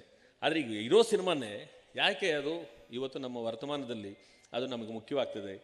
ನಾನು ಆಗಲೇ ಹೇಳಿದಂತೆ, ಇದು ಹೊಸ ತಲೆಮಾರುಗಳಿಗೆ, ಚರಿತ್ರೆಯೇ ಗೊತ್ತಿಲ್ಲದ ತಲೆಮಾರುಗಳಿಗೆ ಇದೊಂದು ಶೋಷಣೆಯ ಚರಿತ್ರೆಯನ್ನು ಹೇಳುವ ಸಿನಿಮಾ. ಸಿದ್ದನಗೌಡ ಪಾಟೀಲರು ಹೇಳಿದ ಹಾಗೆ, ಇದು ನಾವು ಯಾರ ಪರ ಇದ್ದೇವೆ ಮತ್ತು ಇವತ್ತು ಲೋಕ ಯಾರ ಪರ ಇರಬೇಕು ಅಂತ ಹೇಳುವಂಥ ಒಂದು ಸಿನಿಮಾ. ನಾವು ನೋವಿನ ಪರ ಇರಬೇಕು, ನಾವು ಜನರ ಪರ ಇರಬೇಕು, ದುಃಖಿತರ ಪರ ಇರಬೇಕು ಅಂತ ಹೇಳುವ ಸಿನಿಮಾ. ಮತ್ತು ಹೆಣ್ಣು ಮಕ್ಕಳು ಈ ಸಿನಿಮಾದೊಳಗೆ ಒಂದು ನಿರ್ಣಾಯಕವಾದಂಥ ಪಾತ್ರವನ್ನು ವಹಿಸುವಂಥದ್ದು ಭಾಳ ಮುಖ್ಯವಾದ. ಯಾಕೆಂದರೆ ಸಿನಿಮಾ ಅಂದರೆ ಅದು ಗಂಡು ಕೇಂದ್ರಿತವಾದ ಸಿನಿಮಾಗಳು ಎಲ್ಲ ಇರ್ತಾಯಿದ್ವು. ಸೊ ಅನುಷಂಗಿಕವಾಗಿರುವಂಥ ಹೆಣ್ಣು ಪಾತ್ರಗಳು ಇರ್ತಾಯಿದ್ವು ಹೊರತು ನಿರ್ಣಯಗಳನ್ನು ಮಾಡುವಂಥ ಪಾತ್ರಗಳು ಇರ್ತಿಲ್ಲ. ಬಟ್ ಈ ಸಿನಿಮಾದಲ್ಲಿ ಈ ರಾಚೆಯ ಮಗಳಾಗಿ ಅವಳು ಆ್ಯಕ್ಚುಲಿ ಹಿಂದೆ ನಿಂತು ಇಡೀ ಅಲ್ಲಿ ನಡೆಯುವಂಥ ಹೋರಾಟಗಳನ್ನು ಪ್ರಚೋದಿಸುವ ಸಾಮರ್ಥ್ಯ ಇರುವಂಥ ಒಂದು ನಿಯೋಗಿ ಅಂತ ನಾವು ಕರಿತೀವಿ, agent. The agent of this cinema is A female. ಅದು ಈ ಸಿನಿಮಾ, ಕನ್ನಡ ಸಿನಿಮಾದಲ್ಲಿ ಮಾಡಿರುವ ಒಂದು ಪಲ್ಲಟ ಅಂತ ನನಗನ್ನಿಸುತ್ತೆ. ಇದೊಂದು ಹೊಸ ರೀತಿಯಾದಂಥ ಒಂದು ಪಲ್ಲಟ. ಆ ಹೆಣ್ಣು ಮಗಳ ಮೂಲಕವಾಗಿ ಈ ಹೋರಾಟ ಮತ್ತು ಕಥೆಯನ್ನು ಅವರು ಬಿಂಬಿಸೋದಕ್ಕೆ ಪ್ರಯತ್ನ ಪಟ್ಟಿದ್ದಾರೆ. ಆ ಕಾರಣಕ್ಕಾಗಿ ಇದು ನನಗೆ ತುಂಬ ಇಷ್ಟವಾಯಿತು. ಈ ಸಿನಿಮಾದ ಕುರಿತಾದ ಇನ್ನೂ ಅನೇಕ ಅಂಶಗಳನ್ನು ನಾವು ಚರ್ಚೆ ಮಾಡ್ಬೋದಾಗಿದೆ. ಅವನ್ನೆಲ್ಲವನ್ನು ಸಿದ್ದನಗೌಡರು ಹೇಳಿದ್ದೆಲ್ಲವೂ ಕೂಡ ಸರಿ ಇದೆ ಮತ್ತು ಸೂಕ್ತವಾಗಿದೆ. ಹಾಗಾಗಿ ಆ ಮಾತನ್ನು ನಾನು ಪುನರುಕ್ತಿ ಮಾಡದೆ, ಅದಕ್ಕೆ ಬೇರೆ ಅನಾಲಜಿಗಳನ್ನು ಕೊಡದೆ ಅವೆಲ್ಲವನ್ನು ಒಪ್ಪಿ, ಅವ್ರು ಹೇಳಿದ ಮಾತು ನಮ್ಮೆಲ್ಲರ ಮಾತುಗಳು ಹೌದು ಅಂತ ನಾನು ಒಪ್ಪಿ, ಕೊನೆಯದಾಗಿ ನಾನು ಹೇಳಬೇಕಾದ ಮಾತೇನೆಂದರೆ, ಇವತ್ತು ಊಳಿಗಮಾನ್ಯ ಪದ್ಧತಿ ಅದು ಭೌತಿಕ ರೂಪದಿಂದ ಮಾನಸಿಕ ರೂಪಕ್ಕೆ ಪಲ್ಲಟವಾಗಿದೆ. ಇವತ್ತಿನ violence it is not in physical form, ಅದು ಒಂದು ರೀತಿಯಾದಂಥ ಒಂದು ಬಗೆಯಾಗಿ ಅದು ಒಂದು ಮಾನಸಿಕ ರೂಪಕ್ಕೆ ಟ್ರಾನ್ಸ್ಫರ್ ಆಗಿದೆ. ಅದು ಇವಾಗ ಜ್ಞಾನದ ಮೂಲಕ ಅದು ಆಪರೇಟ್ ಮಾಡ್ತಾ ಇದೆ. ಇನ್ನು ಮುಂದೆ ಮಾಡಬೇಕಾಗಿರೋ ಸಿನಿಮಾ, ಅದಕ್ಕೆ ಹೇಳಿದ್ದು ಇದು ಫಾಸ್ಟಿನ ಸಿನಿಮಾ. ದುನಿಯಾ ವಿಜಯ್ ಅಂತ ಅವರೆಲ್ಲ ಮಾಡಬೇಕಾದ್ದು, ಮುಂದೆ ಮಾಡಬೇಕಾದದ್ದು ಈ ಥರ ಫ್ಯೂಚರ್ನಾಗ ಏನು ಮಾಡಬೇಕು ಅಂದರೆ, ಇವತ್ತು ಶೋಷಣೆ ಎನ್ನುವುದು, ಹಿಂಸೆ ಎನ್ನುವುದು ಮತ್ತು ಜಾತೀಯತೆ ಅಂತನ್ನುವುದು, ಅಸ್ಪೃಶ್ಯತೆ ಎನ್ನುವುದು ಯಾವ ಹೊಸ ರೂಪಗಳಿಗೆ ಅದು ಟ್ರಾನ್ಸ್ಫರ್ ಆಗಿದೆ ಮತ್ತು ಡೆಮಾಕ್ರಸಿಯನ್ನು ಅದು ಹೇಗೆ ಸೋಲಿಸ್ತಾ ಇದೆ ಅನ್ನುವಂಥ ಕಥೆಗಳು ಇವತ್ತು ನಮಗೆ ಬೇಕಾಗಿದೆ. ಆ ಕಡೆ ಈ ಸಿನಿಮಾ ತಂಡ ಯೋಚನೆ ಮಾಡಬೇಕು ಮತ್ತು ಯೋಚನೆ ಮಾಡೋದಕ್ಕೆ ಬೇಕಾದಂಥ ಒಂದು ಕಮಿಟ್ಮೆಂಟನ್ನು ಅವ್ರು ತೋರಿಸಿದ್ದಾರೆ. ಆ ಕಾರಣಕ್ಕೆ ಈ ಮಾತು ಹೇಳ್ತಾ ಇದ್ದೀವಿ. ಎಲ್ಲ ನಾನು ಸಿನಿಮಾದವ್ರ ಜೊತೆ ನನಗೆ ತುಂಬ ಅವಿನಾಭಾವವಾದ ಒಡನಾಟ ಇದೆ, ನಿಮಗೆಲ್ಲ ಗೊತ್ತಿದೆ. ಹಂಸಲೇಖ ಅವರು ನನ್ನಲ್ಲಿ PhD ಮಾಡೋಕ್ಕೆ ಶುರು ಮಾಡಿದ ಕಾಲದಿಂದ ಸಿನಿಮಾದವರು ಜಯಮಾಲಾ ಅವರು, ಎಸ್ ವಿ ರಾಜೇಂದ್ರ ಸಿಂಗ್ ಬಾಬು ಅವರಿಂದ ಹಿಡಿದು ಆ ಕಾಲದಿಂದ ಹಿಡಿದು ಈ ಕಾಲದವರೆಗೆ ಮತ್ತು ನನ್ನ ಸ್ಟೂಡೆಂಟ್ಸೇ ಭಾಳ ಜನ ಸಿನಿಮಾ ಮಾಡೋರಿದ್ದಾರೆ. ಚೈತನ್ಯ, ಅರವಿಂದ ಇವರೆಲ್ಲ ಡೈರೆಕ್ಟರ್ಗಳಾಗಿ ಕೆಲಸ ಮಾಡ್ತಿದ್ದಾರೆ. ಹಾಗಾಗಿ ಸಿನಿಮಾ ನಂಗೆ ತುಂಬ ಹತ್ತಿರದಿಂದ ಆ ಲೋಕ ಗೊತ್ತಿದೆ. ನಾನು ಅವ್ರು ಯಾರಿಗೂ ಏನೂ ಹೇಳಬೇಕು ಅಂತ ಅನಿಸೋದಿಲ್ಲ. ಯಾಕೆಂತಂದರೆ ಆ ಸಿನಿಮಾಗಳನ್ನು ಇವತ್ತು ಕನ್ನಡ ಸಿನಿಮಾ ನಡೀತಾ ಇರುವಂಥ ದಾರಿ, ತೋರಿಸ್ತಾ ಇರುವಂಥ ವೇಗ್ತಾರಂಥ ವೇಗ ಅದೆಲ್ಲ ನೋಡಿದ್ರೆ ಅವ್ರ ಜೊತೆ ಡೈಲಾಗೇ ಸಾಧ್ಯ ಇಲ್ಲ ಅಂತ ಅನಿಸುತ್ತೆ. ಬಟ್ ಈ ಸಿನಿಮಾದವ್ರಿಗೆ ಏನಾದರೂ ಇವ್ರ ಜೊತೆ ಮಾತಾಡ್ಬೋದು, ಇವ್ರ ಜೊತೆ ಜಗಳನೂ ಮಾಡ್ಬೋದು, ಹೀಗೆ ಮಾಡಿ ಅಂತ ಹೇಳ್ಬೋದು ಅನ್ನುವಂಥ ಧೈರ್ಯವನ್ನು ಈ ಸಿನಿಮಾ ತಂಡ ತೋರಿಸಿ ಮತ್ತು ವಿಶ್ವಾಸವನ್ನು ಹುಟ್ಟಿಸಿದ್ರಿಂದ ನಾನು ಹದ್ದೆ ಮತ್ತು ಹುಲಿಕುಂಟೆ ಮೂರ್ತಿ ಅವ್ರನ್ನ ಫೋನ್ ಮಾಡಿ ಹೇಳಿದಾಗ ನಾನು ಇಲ್ಲೆಲ್ಲ ನನ್ನ ಕೆಲವು ಅನುಭವಗಳನ್ನು, ಅಭಿಪ್ರಾಯಗಳನ್ನು ಅವ್ರ ಜೊತೆ ಹಂಚ್ಕೋಬೇಕು ಅನ್ನೋಂಥ ಧೈರ್ಯ ಮಾಡಿದ್ದಕ್ಕೆ ಇದು ಕಾರಣ. ಸೊ ಹಾಗಾಗಿ ದಯಮಾಡಿ ಮುಂದಿನ ಕಾಲದಲ್ಲಿ ಮಾಡುವ ಸಿನಿಮಾಗಳನ್ನು ಮತ್ತಷ್ಟು ಒಂದು ಸೂಕ್ಷ್ಮವಾಗಿ ಈ ಹಿಂಸೆ ಪ್ರಜಾಪ್ರಭುತ್ವವನ್ನು ಸೋಲಿಸುತ್ತಿರುವಂಥ ಸಂಗತಿಗಳು ಹೇಗೆ ಹೊಸ ರೂಪಗಳಲ್ಲಿ, ಹೊಸ ಅವತಾರಗಳಲ್ಲಿವೆ ಅಂತನ್ನೋದನ್ನು ನಾವು ಗುರುತಿಸಿ ನಮ್ಮ ಹೊಸ ತಲೆಮಾರುಗಳಿಗೆ ಹೇಳಬೇಕು. ಆ ಮೂಲಕವಾಗಿ ನಾವು ಪ್ರಜಾಪ್ರಭುತ್ವವನ್ನು ನಾವು ಉಳಿಸ್ಕೋಬೇಕು ಮತ್ತು ಅಂಬೇಡ್ಕರ್ ಅವರನ್ನ ಸರಿಯಾದ ರೀತಿಯಲ್ಲಿ ಅರ್ಥ ಮಾಡಿಸ್ಬೇಕು. ಅಂಬೇಡ್ಕರ್ ಅವರನ್ನು ಅರ್ಥ ಮಾಡಿಸ್ತೀವಿ ಅಂತ ತಪ್ಪಾಗಿ ಕೂಡ ಅರ್ಥ ಮಾಡಿಸ್ಬಾರ್ದು. ಅದು ಕೂಡ ಭಾಳ ದೊಡ್ಡದಾಗಿ ನಡೀತದೆ ಆ ಪ್ರಮಾಣದಲ್ಲಿ. ಅದನ್ನು ಅಂಬೇಡ್ಕರ್ ಅವ್ರನ್ನ ಸರಿಯಾಗಿ ಅರ್ಥ ಮಾಡಿಸೋದು ಕೂಡ ಇವತ್ತು ನಮ್ಮ ಹೊಣೆಗಾರಿಕೆ ಆಗಬೇಕು. ಅದನ್ನು ಸಿನಿಮಾ ಕೂಡ ನಿಭಾಯಿಸಬೇಕು. ಅಂಥ ದಿಕ್ಕಿನಲ್ಲಿ ದುನಿಯಾ ವಿಜಯ್ ಮತ್ತು ಅವರ ತಂಡ ಕೆಲಸ ಮಾಡಲಿ. ಅವರೆಲ್ಲರಿಗೂ ಕೂಡ ನಾನು ಮತ್ತೊಮ್ಮೆ ಶುಭಾಶಯಗಳನ್ನು ಕೋರ್ತೇನೆ. ಈ ಅವಕಾಶ ಕೊಟ್ಟಿದ್ದಕ್ಕಾಗಿ ನಿಮಗೆಲ್ಲ ವಂದಿಸಿ ನಾನು ಮಾತು ಮುಗಿಸ್ತೇನೆ. ನಮಸ್ಕಾರ. ಪ್ರೀತಿಯ ಸಂಗಾತಿಗಳೇ, ಹಿರಿಯರೇ ಮತ್ತು ಸ್ನೇಹಿತರೆ, ವೇದಿಕೆ ಮೇಲೆ ಆಸೀನರಾಗಿರುವಂಥ ಎಲ್ಲರಿಗೂ ಮೊದಲಿಗೆ ನನ್ನ ನಮಸ್ಕಾರಗಳು. ಲ್ಯಾಂಡ್ಲಾರ್ಡ್ ಸಿನಿಮಾ ನೋಡಿದಾಗ ಭಾಳ ಮುಖ್ಯವಾಗಿ ನನಗನ್ನಿಸಿದ್ದು, ಅಥವಾ ಈಗ KYN ಮೇಷ್ಟ್ರು ಮತ್ತು ಸಿದ್ದನಗೌಡ ಪಾಟೀಲ್ ಸರೆಲ್ಲ ಭಾಳ ವಿಸ್ತೃತವಾಗಿ ಅದ್ರ ಬಗ್ಗೆ ಮಾತಾಡಿದ್ದಾರೆ. ನನಗೆ ಭಾಳ ಮುಖ್ಯವಾಗಿ ಕಾಡಿದ್ದು ಈ ಸಿನಿಮಾ, ನನಗೆ ಚೋಮನ ದುಡಿ ಜೊತೆಗೆ ಈ ಸಿನಿಮಾನ ಇಟ್ಟು ನೋಡಬೇಕು ನಾವು ಅಂತ ನನಗೆ ಭಾಳ ಸಾರಿ ಅನ್ನಿಸ್ತು. ಅದಕ್ಕೆ ನಾನು ಸುಮ್ಮನೆ ಯೋಚನೆ ಮಾಡ್ತಾಯಿದ್ದೆ, ಚೋಮನ ದುಡಿಯಿಂದ ಲ್ಯಾಂಡ್ಲಾರ್ಡ್ವರೆಗೆ ದಲಿತರ ಭೂಮಿಯ ಪ್ರಶ್ನೆ ಮತ್ತು ಈಗ ಆಗ್ತಿರುವಂಥ ಸ್ಥಿತ್ಯಂತರಗಳು ಏನು ಅನ್ನೋದನ್ನು ಈ ಸಿನಿಮಾ ಮೂಲಕ ನಾವು ಅರ್ಥ ಮಾಡ್ಕೊಳ್ಬೋದು ಅಂತ ನನಗನ್ಸುತ್ತೆ. ಸಿನಿಮಾ ಬಗ್ಗೆ ನಾನು ಅದರ ಕಮರ್ಷಿಯಲ್ ಬಗ್ಗೆ ಆಗಲಿ, ಮೇಕಿಂಗ್ ಬಗ್ಗೆ ಆಗಲಿ, ಎಡಿಟಿಂಗ್ ಬಗ್ಗೆ ಆಗಲಿ, ಕ್ಯಾಮ್ರಾ ವರ್ಕ್ ಬಗ್ಗೆ ಆಗಲಿ ನಾನು ಮಾತಾಡಲ್ಲ. ಯಾಕಂದರೆ ಅದ್ರ ಬಗ್ಗೆ ನಮಗೇನು ಅಷ್ಟು ಐಡಿಯಾಸ್ ಇಲ್ಲ. ಆದರೆ ಒಬ್ಬ ಸಾಹಿತ್ಯ ವಿದ್ಯಾರ್ಥಿಯಾಗಿ ಚೋಮನ ದುಡಿ ಮತ್ತು ಚೋಮ ಮತ್ತು ಈ ರಾಚಯ್ಯ, ಕೊಡಲಿ ರಾಚಯ್ಯ ಇಬ್ಬರನ್ನ ನಾವು ಒಂದು ಕಂಪ್ಯಾರಿಟಿವ್ ಆಗಿ ನೋಡ್ಬೋದು. ಇವತ್ತಿಗೂ ದಲಿತರಿಗೆ ಭೂಮಿಯ ಪ್ರಶ್ನೆ ಎಷ್ಟು ದೊಡ್ಡ ಒಂದು ಪ್ರಶ್ನೆಯಾಗಿ ಉಳಿದಿದೆ ಅನ್ನೋದನ್ನು ನಾವು ಈ ಸಿನಿಮಾ ನಮ್ಮನ್ನು ಮತ್ತೆ ಆಲೋಚನೆ ಮಾಡೋ ಥರ ಮಾಡುತ್ತೆ. KYN ಸರ್ ಹೇಳಿದರು, ಇದು ಒಂದು ಚರಿತ್ರೆಯನ್ನು ಅರ್ಥ ಮಾಡ್ಕೊಳ್ಳೋ ಸಿನಿಮಾ ಇದು ಅಂತ. ನಿಜವಾಗ್ಲೂ ಚೋಮನ ದುಡಿ 1931ರಲ್ಲಿ ಆ ಕಾದಂಬರಿ ಪ್ರಕಟ ಆಗಿದೆ. ಅದು 75ರಲ್ಲಿ 1975 ಅದು ಸಿನಿಮಾ ಆಗಿದೆ. 75ರಿಂದ 2026 ನಡುವೆ 95 ವರ್ಷಗಳಾಗಿದೆ. 95 ವರ್ಷಗಳ ಈ ಜರ್ನಿಯಲ್ಲಿ ಇವತ್ತಿಗೂ ದಲಿತರ ಭೂಮಿಯ ಪ್ರಶ್ನೆ ಅದು ಪ್ರಶ್ನೆಯಾಗಿಯೇ ಉಳಿದಿದೆ. ಇವತ್ತಿಗೂ ನಾವು ಅದರ ಬಗ್ಗೆ ಮಾತಾಡಬೇಕಾಗಿದೆ. ಈ ಅಂಶವನ್ನು ನಾನು 2 ಪಾಯಿಂಟ್ಸಲ್ಲಿ ಹೇಳೋಕ್ಕೆ ಪ್ರಯತ್ನ ಪಡ್ತೀನಿ. ಇದು ಬಿಫೋರ್ ಇಂಡಿಪೆಂಡೆನ್ಸ್, ಸಂವಿಧಾನ ಬರೋಕ್ಕಿಂತ ಮೊದಲು ಚೋಮ ಭೂಮಿ ಬೇಕು ಅಂತ ಆಸೆ ಪಡ್ತಾನೆ, ಭೂಮಿಗಾಗಿ ಆಸೆ ಪಡ್ತಾನೆ. ಆದರೆ ಕಾಲವೇ ಸೃಷ್ಟಿಸಿರುವ ಒಂದು ಅಸಹಾಯಕತೆ ನಡುವೆ ಅವನಿಗೆ ಭೂಮಿಯನ್ನು ಪಡೆಯೋಕ್ಕಾಗೋದಿಲ್ಲ. ತುಂಬ ಆ ಭೂಮಿ ಪಡೆಯೋಕ್ಕೋಸ್ಕರ ಅವನು ಹೋರಾಟ ಮಾಡಿ ಆ ಹೋರಾಟವನ್ನು ಮಾಡೋಕ್ಕಾಗದೆ ನೀವು ಸಿನಿಮಾ ನೋಡಿದ್ರೂ ಗೊತ್ತಾಗುತ್ತೆ, ಕಾದಂಬರಿ ಓದಿದ್ರೂ ಗೊತ್ತಾಗುತ್ತೆ. ಅವರು ಈ ಭೂಮಿ ಕೊಡೋಕ್ಕಾಗಲ್ಲ, ಸಂಕಪ್ಪ ಅವ್ರ ಅಮ್ಮ ಏನು ಒಲೆಯನಿಗೆ ಅಷ್ಟು ಸೊಕ್ಕು ಬಂತೆ ಅಂಥೇಳಿ ಭೂಮಿ ಕೊಡಲ್ಲ ಅಂಥೇಳಿ ಇದಾದಮೇಲೆ ಅವನು ನುಡಿಸಿ ದುಡಿಯ ಮೂಲಕ ತನ್ನ ಆಕ್ರೋಶವನ್ನು ವ್ಯಕ್ತಪಡಿಸ್ಕೊಂಡು ಅವನು ತನ್ನ ಜೀವನನ ಅಂತ್ಯ ಮಾಡ್ಕೋತಾನೆ. ಆದರೆ ಸಂವಿಧಾನ ಬಂದ ಮೇಲೆ ಕೊಡಲಿ ರಾಚಯ್ಯ ಅವನಿಗೆ ಭೂಮಿ ನನ್ನ ಹಕ್ಕು ಅಂತ ಭೂಮಾಲೀಕರ ಕಣ್ಣಲ್ಲಿ ಕಣ್ಣಿಟ್ಟು ಇದು ನಮ್ಮ ಹಕ್ಕು ಅಂತ ಪ್ರಶ್ನೆ ಮಾಡ್ತಾನೆ. ಇದು ಆಗಿರುವ ಚೋಮನ ದುಡಿ ಕಾಲದಿಂದ ಇವತ್ತಿಗೆ ಆಗಿರುವ ಸ್ಥಿತ್ಯಂತರ ಅಂತ ನಾನು ಅಂದ್ಕೊಂಡಿದ್ದೀನಿ. ಇನ್ನೊಂದು ಭಾಳ ಇಂಪಾರ್ಟೆಂಟ್, ಚೋಮ ಅಸಹಾಯಕನಾಗಿದ್ದ. ಯಾಕಂದರೆ ಅವನಿಗೆ ಯಾವುದೇ ಕಾನೂನು ಸಪೋರ್ಟ್ ಇರಲಿಲ್ಲ, ಸಂವಿಧಾನ ಇರಲಿಲ್ಲ. ಆದರೆ ಕೊಡಲಿ ರಾಚಯ್ಯನಿಗೆ ಸಂವಿಧಾನ ಭಾಳ ಮುಖ್ಯವಾಗಿದೆ. ಅದಕ್ಕೆ ಅವರು ಸಂವಿಧಾನ ಮೂಲಕ ನಾವು ಹೋಗಿ ನಮ್ಮ ಹಕ್ಕನ್ನು ಪಡಿಬೇಕು ಅಂತ ಹೇಳ್ತಾರೆ. ಇವತ್ತಿಗೂ ಹಂಗಾದ್ರೆ ನಿಜವಾಗ್ಲೂ ಅದು ಇವತ್ತಿಗೂ ದಲಿತರಿಗೆ ಆ ಪ್ರಶ್ನೆ ಆಗಿದೆಯಾ ಅಂದರೆ, ಇವತ್ತಿಗೂ ಭೂಮಾಲೀಕರು, ಕಾರ್ಪೊರೇಟ್ ಕಳ್ಳರು ದಲಿತರ ಭೂಮಿಗಳನ್ನು ಹೇಗೆಲ್ಲ ವಂಚಿಸಿ ಅವ್ರನ್ನ ಇವತ್ತಿಗೂ ಭೂವಂಚಿತರನ್ನಾಗಿ ಮಾಡಿರೋದು, ಇವತ್ತಿಗೂ PTCL ಕೋರ್ಟ್ ಕೇಸ್ಗಳು ಹಾಕ್ಕೊಂಡು ನಮ್ಮ ಸ್ನೇಹಿತರು ಕೋರ್ಟ್ಗಳಿಗೆ ಅಲೀತಾ ಇರುವಂಥದ್ದು, ತುಂಡು ಭೂಮಿಗಾಗಿ ಬದುಕುಗಳನ್ನೇ ಕಳ್ಕೊಂಡಿರುವಂಥದ್ದು, ಇವತ್ತಿಗೂ ದಲಿತರ ಆ ಪ್ರಶ್ನೆಯನ್ನು ಹಾಗೇ ಉಳಿಸಿದ್ದಾರೆ. ಇವತ್ತಿಗೂ ದಲಿತರು, ಯಾಕಂದರೆ ಭೂಮಿ ಅನ್ನೋದು ಭಾರತ ದೇಶದಲ್ಲಿ ಅದು ಒಂದು ಪವರ್. ಯಾರ ಹತ್ರ ಭೂಮಿ ಇದೆ ಅವನಿಗೆ ಭಾಳ ಬೇಗ ಅಧಿಕಾರ ಸಿಗುತ್ತೆ, ಭಾಳ ಬೇಗ ಅವನನ್ನು ರೆಕಗ್ನೈಸ್ ಮಾಡ್ತಾರೆ. ಭೂಮಿ ಇರೋನು ಏಕಾಏಕಿ ಅವನು ಲೀಡ್ರ್ ಆಗ್ತಾನೆ. ಅದರಲ್ಲಿ ಸಿನಿಮಾದಲ್ಲಿ ಒಂದು ಬರುತ್ತೆ, ಒಂದು ತುಂಡು ಭೂಮಿ ಆದರೂ ಅವ್ನು ಲ್ಯಾಂಡ್ ಲಾರ್ಡೇ ಕಣೋ ಅಂತ. ಲ್ಯಾಂಡ್ ಅನ್ನೋದು ಎಷ್ಟು ಇಂಪಾರ್ಟೆಂಟ್ ಈ ದೇಶದಲ್ಲಿ. ಭೂಮಿ ಹೇಗೆ ಉಳ್ಳವರ ಒಂದು ವಸ್ತುವಾಗಿ, ಅದು ಎಷ್ಟು ಒಂದು ಶೋಷಕ ವರ್ಗದ ಒಂದು ಪ್ರತಿನಿಧಿಯಾಗಿ ಇಂಡಿಯಾದಲ್ಲಿ ಆಗಿರೋದನ್ನು ನಾವು ಗಮನಿಸ್ತೀವಿ. ಇದನ್ನು ಈ ಎರಡೂ ಸಿನಿಮಾಗಳಲ್ಲಿ, ಈ ಚೋಮನ ದುಡಿ ಮತ್ತು ಲ್ಯಾಂಡ್ ಲಾರ್ಡ್, ನಿಜವಾಗ್ಲೂ ಚೋಮನ ದುಡಿಯ ವಿಷಯವನ್ನು ಇದು ಕ್ಯಾರಿ ಮಾಡಿದೆ ಅಂತ ನನಗೆ ಅನ್ನಿಸ್ತಾ ಇದೆ. ಅಥವಾ ಚೋಮನ ದುಡಿ ಕಾಲದಿಂದ ಇವತ್ತಿಗೂ ದಲಿತರ ಭೂಮಿ ಪ್ರಶ್ನೆ ಇವತ್ತಿಗೂ ಪ್ರಶ್ನೆಯಾಗೇ ಉಳಿದಿದೆ ಅಂತ ಅನಿಸುತ್ತೆ. ಆದರೆ ನಿಜವಾಗ್ಲೂ ದಲಿತರಿಗೆ ಭೂಮಿ ಸಿಕ್ಕಿದೆಯಾ ಅಂತ ನೋಡಿದ್ರೆ ಇವತ್ತಿಗೂ ಅದೊಂದು ರೀತಿ ಮರೀಚಿಕೆಯಾಗಿಯೇ ಉಳಿದಿದೆ ಅಂತ ನನಗೆ ಅನಿಸುತ್ತೆ. ಈ ಹಿನ್ನೆಲೆಯಲ್ಲಿ ಈ ಸಿನಿಮಾನ ನಾವು ಅರ್ಥ ಮಾಡ್ಕೊಳ್ಬೋದು ಅಂತ ಅನಿಸುತ್ತೆ. ಈ ಕಾರಣಕ್ಕೆ ನಮಗೆ ಭಾಳ ಮುಖ್ಯ ಇಂಥ ಸಿನಿಮಾಗಳನ್ನು ಕಮರ್ಷಿಯಲ್ ಆಗಿ ಮಾಡೋದು, ದುಡ್ಡು ಹಾಕೋರು ಇಂಥ ಸಿನಿಮಾಗಳು ಮಾಡೋಕ್ಕಾಗುತ್ತೋ ಇಲ್ಲೋ ಗೊತ್ತಿಲ್ಲ. ಬಟ್ ಈ ಕಂಟೆಂಟ್ನ ತೊಗೊಂಡಿದ್ದಾರಲ್ಲ ಅದು ಭಾಳ ಇಂಪಾರ್ಟೆಂಟ್. ಅದಕ್ಕಾಗಿ ನಾವೆಲ್ಲರೂ ಈ ತಂಡದ ಜೊತೆ ನಿಲ್ಲೋಣ ಅಂತ ಅನಿಸುತ್ತೆ. ಎಲ್ರಿಗೂ ಜೈ ಭೀಮ್, ನಮಸ್ಕಾರ. ಸರ್ ಹೇಳಿದಾಗೆ ನಮ್ಮ ಎಲ್ಲ ದಾವಣಗೆರೆ ವಿಶ್ವವಿದ್ಯಾಲಯದ 300 ವಿದ್ಯಾರ್ಥಿಗಳಿಗೆ ಈ ಸಿನಿಮಾ ನಾವು ಆಯೋಜನೆ ಮಾಡಿದ್ವಿ. ಅವರು ತುಂಬ ಖುಷಿಪಟ್ಟರು ಅಂತ ಹೆಚ್ಚಾಗಿ ಇದು ಒಂಥರ ಥೆರಪಿಟಿಕ್ ಆಗಿತ್ತು ಆ ಮಕ್ಕಳಿಗೆ. ಯಾಕೆ ಅಂತಂದರೆ, ಈ ದೇವನೂರು ಮಹಾದೇವ್ರದೊಂದು ಕತೆ ಅಮಾಸ ಅಂತ ಎಲ್ಲರೂ ಓದಿರ್ತೀವಿ ನಾವು. ಆ ಕತೆ ಸಂತಾಲಿ ಭಾಷೆಗೆ ಅನುವಾದ ಆಗಿದೆ. ಆ ಸಂತಾಲಿ ಭಾಷೆಯಲ್ಲಿ ಓದಿದ ಒಂದು ಟ್ರೈಬಲ್ನ ಹುಡುಗ ಆ ಕತೆ ನೋಡಿ ಇದು ನನ್ನ ಕತೆ ಅಂತ ಹೇಳ್ತಾನೆ.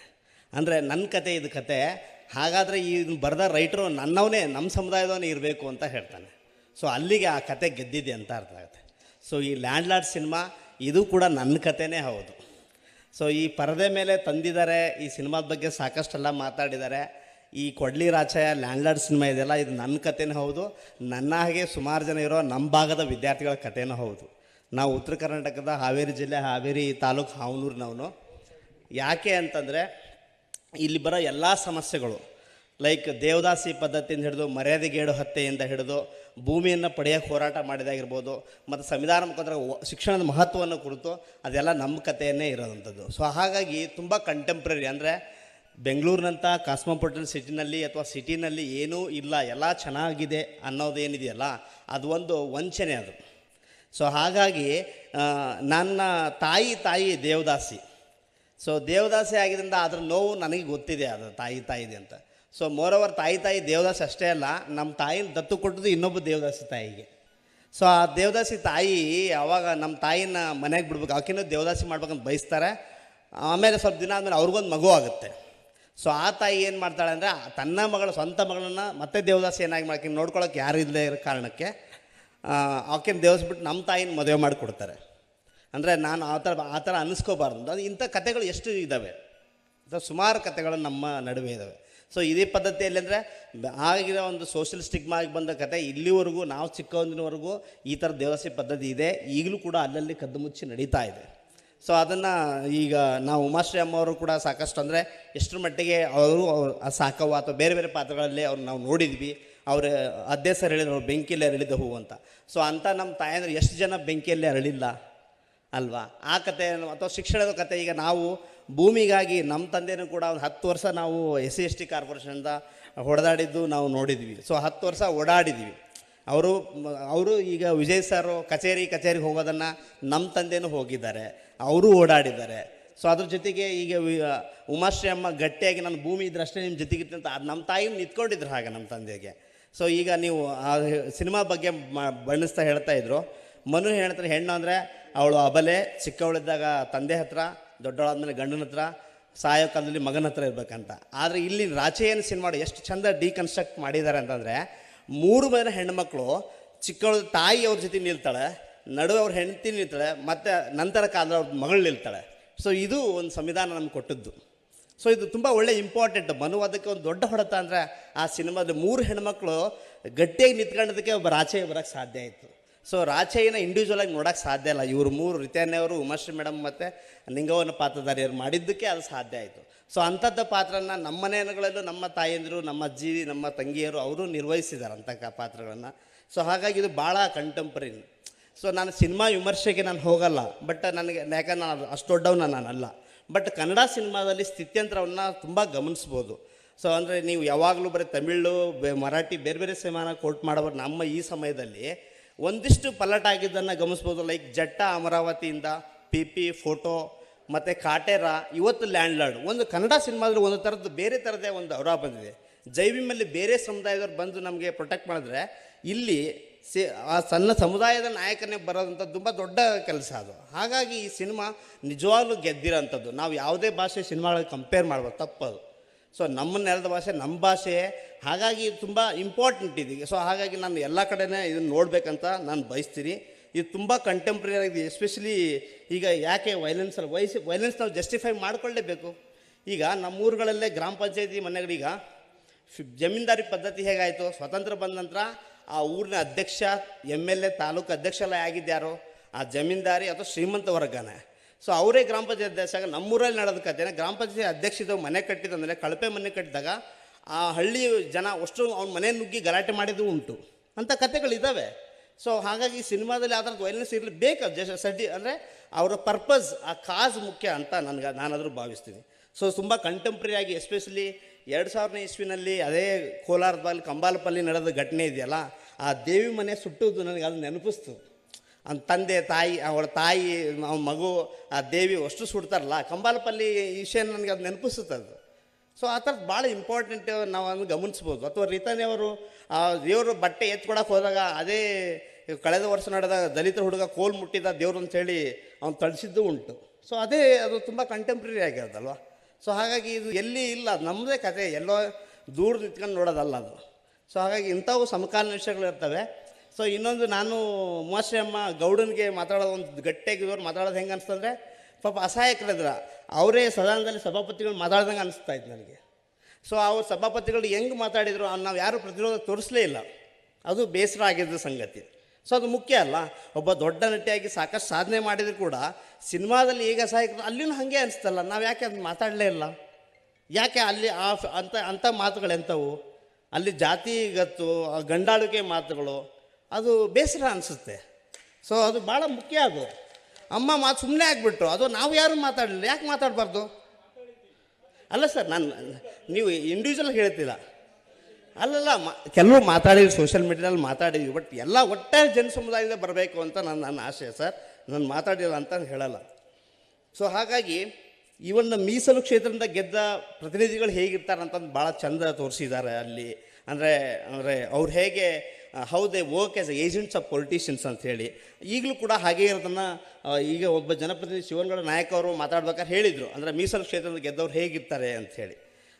ಮಹೇಶ್ ಅಣ್ಣ ಕೂಡ ಸಾಕಷ್ಟು ಹೇಳ್ತಿರ್ತಾರೆ ಅದರದ್ದೆಲ್ಲ. ಸೊ ಹಾಗಿದ್ದಾಗ ಅಂದರೆ ಹೆಂಗೆ ವರ್ಕ್ ಮಾಡ್ತಾರೆ. ಇತ್ತೀಚೆಗೆ ಮನೀಷಾ ವಾಲ್ಮೀಕಿ ಅವರ ಅತ್ಯಾಚಾರ ಕೊಲೆ ಆಯಿತು. ಆ ಕ್ಷೇತ್ರದ MP ರಾಜಾ ದಲ್ಬೀರ್ ಅಂತ, ಅವರು ವಾಲ್ಮೀಕಿ ಸಲ್ಲ ಇದು. ಆದರೂ ಲೋಟ ಜೊತೆ ಹಿಡ್ಕೊಂಡು ಹೋಗೋದನ್ನು ನಾವು ಗಮನಿಸ್ತೀವಿ. ಅಂದರೆ ಬರೀ ಗೆದ್ದರಷ್ಟೇ ಸಾಲದು, ಆ ಮನಸ್ಥಿತಿ ಚೇಂಜ್ ಆಗಬೇಕು, ಅಲ್ಲಿ ಆದರ್ಶಗಳು ಬರಬೇಕು, ಸಂವಿಧಾನಕ್ಕೆ ಅಂಶಗಳು ಬರಬೇಕು.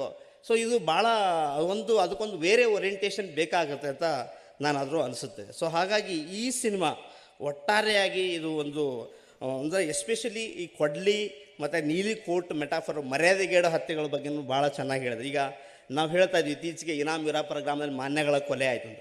ಹಾಗೆ ನನ್ನ ಮನೆಯಲ್ಲೇ 2 ಕೊಲೆಗಳಾಗಿದ್ದವು. ಸೊ ಹಾಗಾಗಿ ಇದು ಎಲ್ಲೋ ನಡೆದ ಕಥೆ, ಯಾರ್ದೋ ನಡೆದ ಕತೆ ಅಂತ ಹೇಳೋಕ್ಕಾಗಲ್ಲ. ಸೊ ನಮ್ಮ ಕತೆಗಳೇ ಇದು.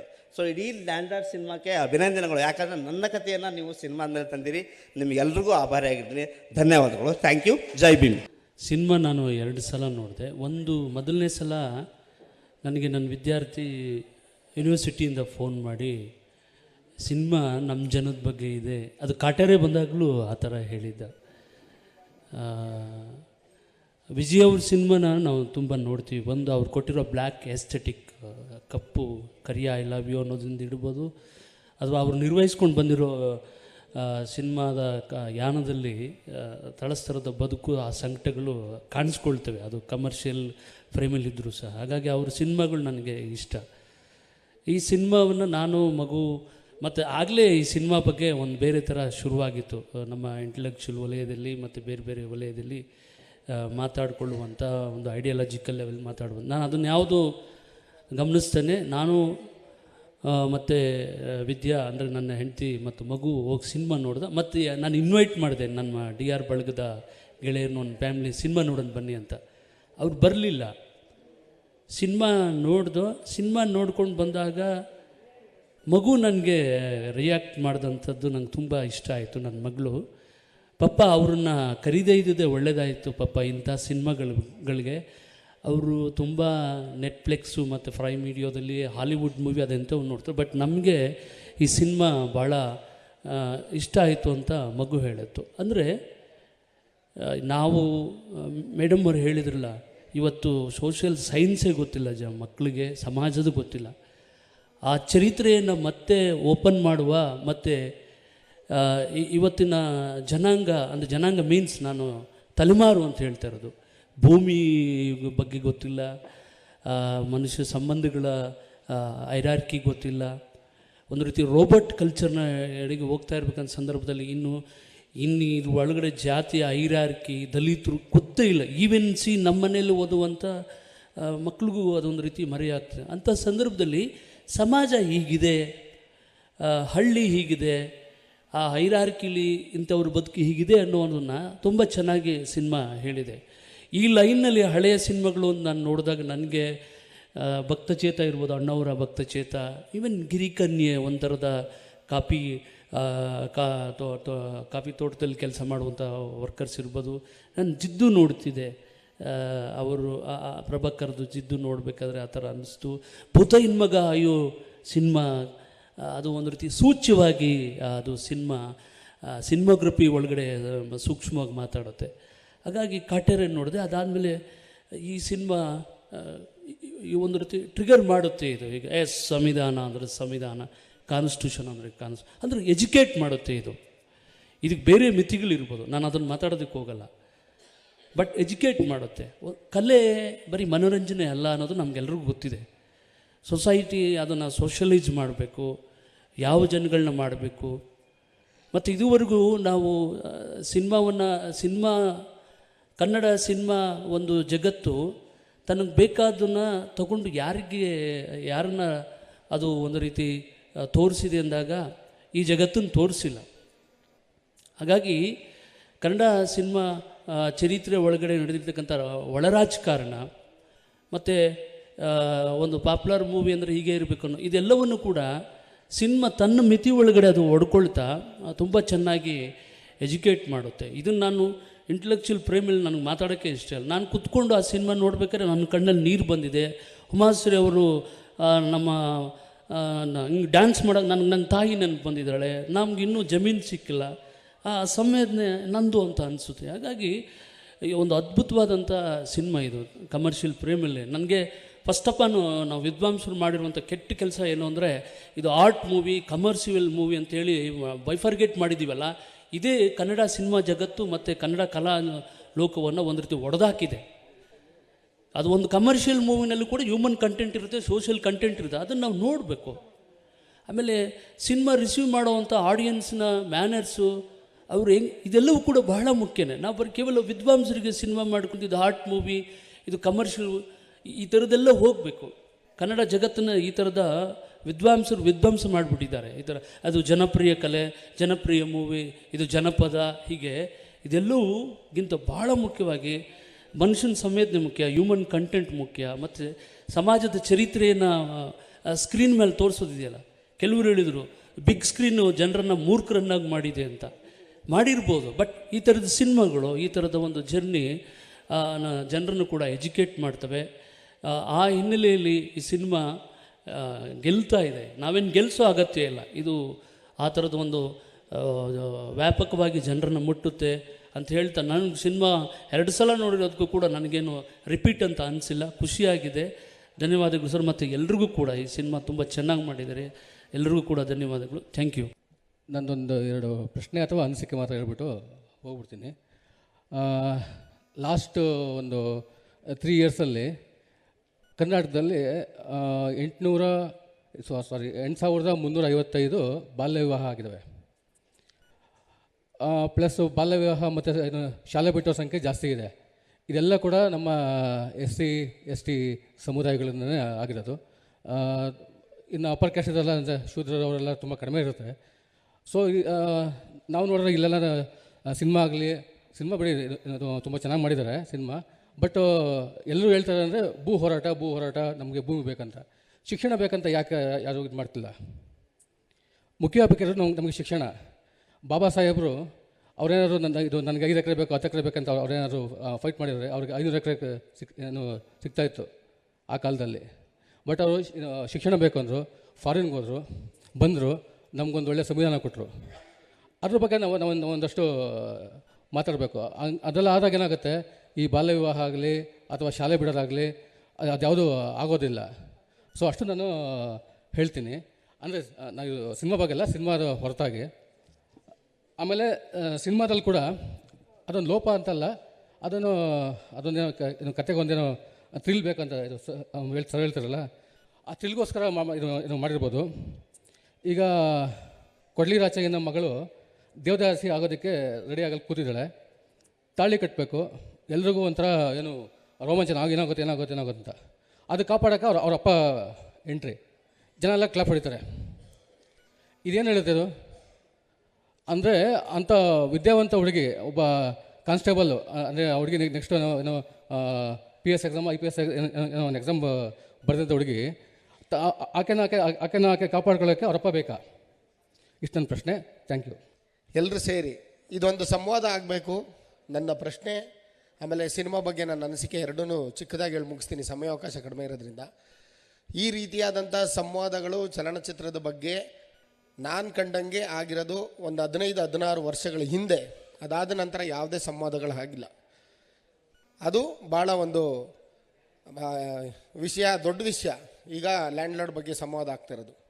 ಆಮೇಲೆ ಚಿತ್ರವನ್ನು ನಾನು ನೋಡಿದ ಆ್ಯಂಗಲ್ಲು, ನೀವು ನೋಡಿದ ಆ್ಯಂಗಲ್ಲು ಡಿಫ್ರೆನ್ಸ್ ಇರುತ್ತೆ. ಯಾಕೆಂದರೆ ಪ್ರತಿಯೊಬ್ಬ ಮನುಷ್ಯನಲ್ಲೂ ಅವ್ನು ನೋಡುವಂಥ ಯೋಚನೆ, ಆಲೋಚನೆಗಳು, ಆಮೇಲೆ ಸಿನಿಮಾ ನೋಡುವಂಥ ರೀತಿ ಪರಿಧಿ ಎಲ್ಲನೂ ಬೇರೆ ಬೇರೆ ಆಗುತ್ತೆ. ಈ ಸಿನಿಮಾದಲ್ಲಿ ಕೇವಲ ನಾವು ನಿರ್ದೇಶಕರಿಗೆ ಹೇಳ್ತಿದ್ದೀನಿ, ಯಾವುದೇ ಜಾತಿಯನ್ನು ತಗೊಂಡಿಲ್ಲ, ಯಾವುದೇ ಧರ್ಮವನ್ನು ತಗೊಂಡಿಲ್ಲ, ಯಾವುದೇ ಒಬ್ಬ ಮೇಲು ಕೀಳು ಅನ್ನೋ ವ್ಯಕ್ತಿಯ ಕೂಲಿ ಮತ್ತು ಯಜಮಾನ ಅನ್ನುವ ಕಥೆಯನ್ನು ಇಟ್ಕೊಂಡು ಸಿನಿಮಾ ಮಾಡಿದ್ದಾರೆ. Hats off to you sir. ಆಮೇಲೆ ಎರಡನೇದು, ಎಲ್ಲ ಜನಗಳಿಗೂ, ಎಲ್ಲ ಜಾತಿಯವರಿಗೂ ಅಥವಾ ಎಲ್ಲ ಸಮುದಾಯದವ್ರಿಗೂ ಭೂಮಿ ಎಷ್ಟು ಮುಖ್ಯ ಅದನ್ನು ತೋರಿಸ್ಕೊಟ್ಟಿದ್ದಾರೆ. ಮೂರನೇದು, ಭೂಮಿ ಇದ್ದರೆ ಸಾಲಲ್ಲ, ನಾವು ಏನು ದವಸ ಧಾನ್ಯಗಳು ಬೆಳೆದ್ರೆ ಸಾಲಲ್ಲ, ಅದರಲ್ಲಿ ದುಡ್ಡು ಕೂಡ ಮುಖ್ಯ ಅನ್ನೋದನ್ನು ಸಹ ತೋರಿಸ್ಕೊಟ್ಟಿದ್ದಾರೆ. ಒಟ್ಟಾರೆ ಒಳ್ಳೆ ಸಿನಿಮಾ ನಮಗೆ ನೀಡಿದ್ದಾರೆ. ಒಂದು. ಎರಡನೇದು, ವಿಜಯ್ ಸರ್ಗೆ ನಿಜವಾಗ್ಲೂ ಅವರು ನಿಜವಾದ ಹೋರಾಟಗಾರರು, ನಿಜ ಜೀವನದಲ್ಲೂ ಸಹ ಸಿನಿಮಾದಲ್ಲೂ ಸಹ. ಈ ಒಂದು ಸಿನಿಮಾದ ಪೂರ್ತಿ ಕ್ರೆಡಿಟ್ಟು ವಿಜಯ್ ಸರ್ಗೆ ಸಲ್ಲಬೇಕು. ನನ್ನ ಒಂದು ಪ್ರಶ್ನೆ, ಈ ಸಿನಿಮಾದಲ್ಲಿ ರಿತನ್ಯಾ ಮೇಡಮ್ ಅವರು, ಅಂದರೆ ರಾಚಯ್ಯನ ಮಗಳನ್ನ ನೀವು ಸಬ್ ಇನ್ಸ್ಪೆಕ್ಟ್ರಾಗಿ ಮಾಡಿದರೆ ಕಥೆಯ ಕೊನೆಯಲ್ಲಿ ಚೆನ್ನಾಗಿರ್ತಾಯಿತ್ತು, ಯಾಕೆ ಮಾಡಲಿಲ್ಲ? ಒಡನಾಡಿಗಳಿಗೆ ಜೈ ಭೀಮ್. ಮಾತು ಬರದೇ ಇದ್ದಂತಹ ಸ್ಥಿತಿಯಲ್ಲಿ ಕೂಡ ಮೊಟ್ಟ ಮೊದಲ ಭಾರತೀಯ ಚಿತ್ರ ಮಾಡಿದ್ದು ರಾಜ ಹರಿಶ್ಚಂದ್ರ ಅಂತ. ಮಾತು ಬರದೇ ಇದ್ದಾಗಲೂ ಮೊದಲ ಸಿನಿಮಾದ ಆಶಯ ಇರಿದ್ದದ್ದು ಸತ್ಯ ನುಡಿಬೇಕು ಅಂತ. ಹೋಗ್ತಾ ಹೋಗ್ತಾ ಬಂತು, 100 ವರ್ಷ ದಾಟಿದ್ವಿ, ಆ ಆಶಯ ಮರೆತುಬಿಟ್ವಿ, ತುಂಬ ಮಾತಾಡೋದು ಕಲ್ತ್ಬಿಟ್ವಿ. ಹಾಗಾಗಿ ಇವತ್ತು ಸತ್ಯ ಮಾತಾಡಿರುವಂತಹ ಈ ಒಂದು ಚಿತ್ರ ತುಂಬ ಹೊಗಳಿಕೆ, ತುಂಬ ತೆಗಳಿಕೆ, ತುಂಬ ಅಸೂಯೆ, ತುಂಬ ಮೆಚ್ಚುಗೆ ಪಡ್ಕೊಳ್ತಾ ಇದೆ. ಸೊ ಹಾಗಾಗಿ ಇಂಥ ಒಂದು ಸಿನಿಮಾಕ್ಕೆ ಅವಕಾಶ ಮಾಡಿ ಕೊಟ್ಟಂತಹ ಜಡೇಶ್ ಸರ್ಗೆ ಮತ್ತು ವಿಜಯ್ ಸರ್ಗೆ ತುಂಬ ಹೃದಯದ ನನ್ನಿಗಳು. ಯಾಕಂದರೆ ಸಿನಿಮಾದ ಒಳಗಿದ್ಕೊಂಡು ನನಗೆ ಗೊತ್ತು ಈ ಸಿನಿಮಾ ಮಾಡೋಕ್ಕಾಗಲ್ಲ, ಇಂಥ ಸಿನಿಮಾ ಮಾಡೋಕ್ಕಾಗಲ್ಲ. ಒಬ್ಬ ಹೀರೋ ನಿಜವಾಗ್ಲೂ ಹೀರೋ ಆದಾಗಲೇ ಈ ಸಿನಿಮಾ ಆಗತ್ತೆ. ಇಲ್ಲಾಂದರೆ ಇದರ ಎಲ್ಲ ಇವ್ರು ಇಲ್ಲಿ ಕೂತಿದ್ದಾರೆ ಅಂತ ಹೇಳ್ತಾ ಇಲ್ಲ, ನನಗೆ ಗೊತ್ತು ಇದರ ಇದಂಥೇಳಿ. ಅಶ್ವಿನಿ ಅವರು ಕೇಳಿದರು ಯಾಕೆ ಬೇರೆಯವರೆಲ್ಲ ಮಾತಾಡ್ತಾ ಇಲ್ಲ ಅಂಥೇಳಿ. ಜಟ್ಟ ಬಂದಾಗ ಅದಾದಮೇಲೆ ನನ್ನ ಮಗನಿಗೆ ಒಂದು ಇಂಜೆಕ್ಷನ್ ಕೊಡಿಸ್ಲಿಕ್ಕೆ ನನ್ನ ಹತ್ರ 500 ರೂಪಾಯಿ ಇರಲಿಲ್ಲ. ಅದು ಪ್ರತಿಯೊಬ್ಬ ಜೈ ಭೀಮ್ ಅನ್ನುವಂತಹ ಕಲಾವಿದ ಅನುಭವಿಸ್ಬೇಕಾದ ಸತ್ಯ. ಅದು ಅದನ್ನು ಮೀರಿ ಈ ಮನುಷ್ಯ ಯಾವಾಗ ಸಿನಿಮಾದ ಹೊರಗಡೆ ಜೈ ಭೀಮ್ ಅಂತಾರೆ, ಅದಕ್ಕೋಸ್ಕರ ಈ ಸಿನಿಮಾ ಇಂಪಾರ್ಟೆಂಟ್ ಆಗುತ್ತೆ. ಸೊ ಅದಕ್ಕೋಸ್ಕರ ಥ್ಯಾಂಕ್ಸ್.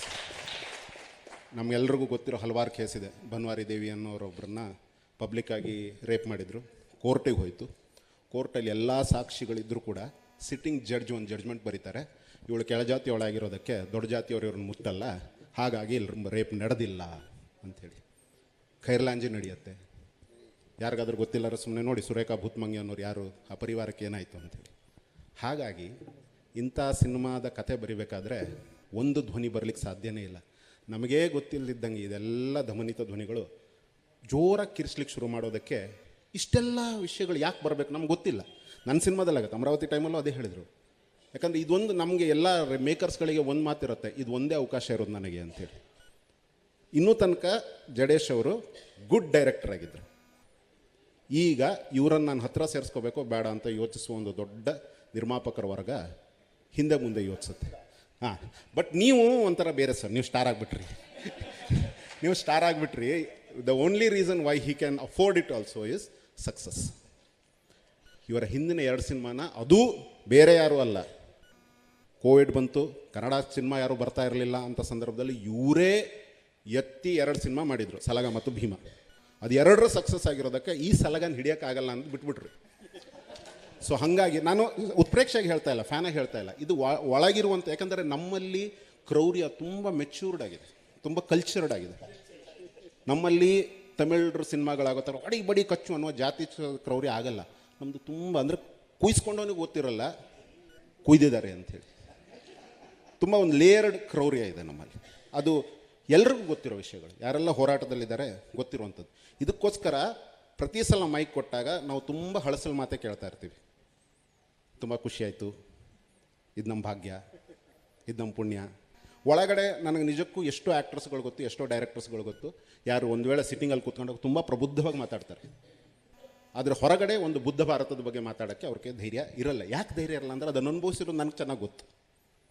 ಹಾಗಾಗಿ ನಾನು ನನಗೆ ಟೈಟಲ್ ತಕರಾರು ಆವಾಗಲೂ ಇತ್ತು. ಆವಾಗಲೂ ಇವ್ರಿಗೆ ಹೇಳಿದೆ ಲ್ಯಾಂಡ್ ಲಾರ್ಡ್ ಅಲ್ಲ, ನೀವು ಹಾರ್ಕ್ ಲಾರ್ಡು, ಅದಕ್ಕೋಸ್ಕರ ಇರಬೇಕು ಅಂಥೇಳಿ.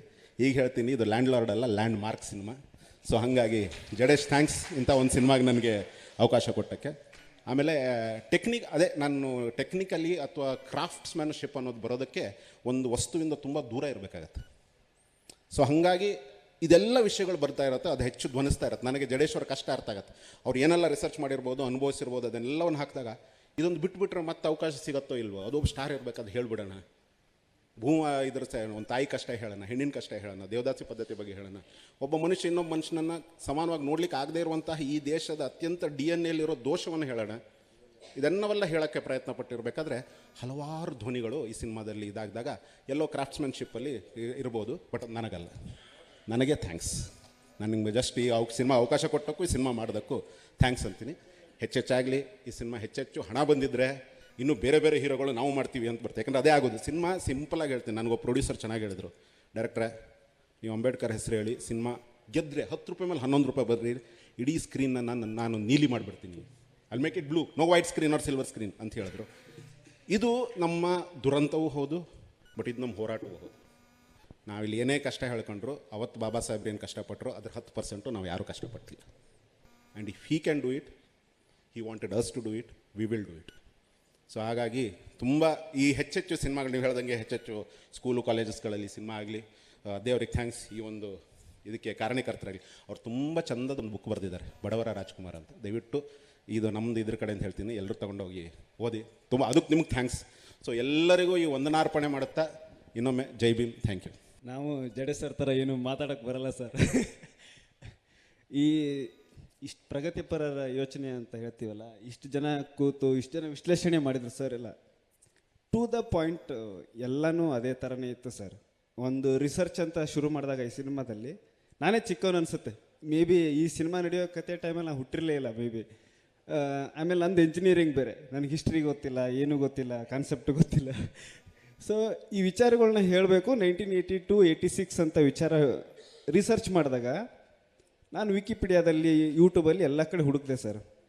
ಈ ಕೆಳಜಾತಿಯವ್ರ ಮೇಲೆ ಮೇಲ್ಜಾತಿಯವ್ರು ಮಾಡೋ ಏನು ಶೋಷಣೆಗಳಿದಾವಲ್ಲ ಅದನ್ನ ರಿಸರ್ಚ್ ಮಾಡಿದೆ. ನನಗೆ ಸಾವಿರ ಲಿಂಕ್ಸು, ಡೀಟೇಲ್ಸು, ರಿಯಲ್ ಇನ್ಸಿಡೆಂಟ್ಸು ಎಲ್ಲ ಸಿಕ್ತು.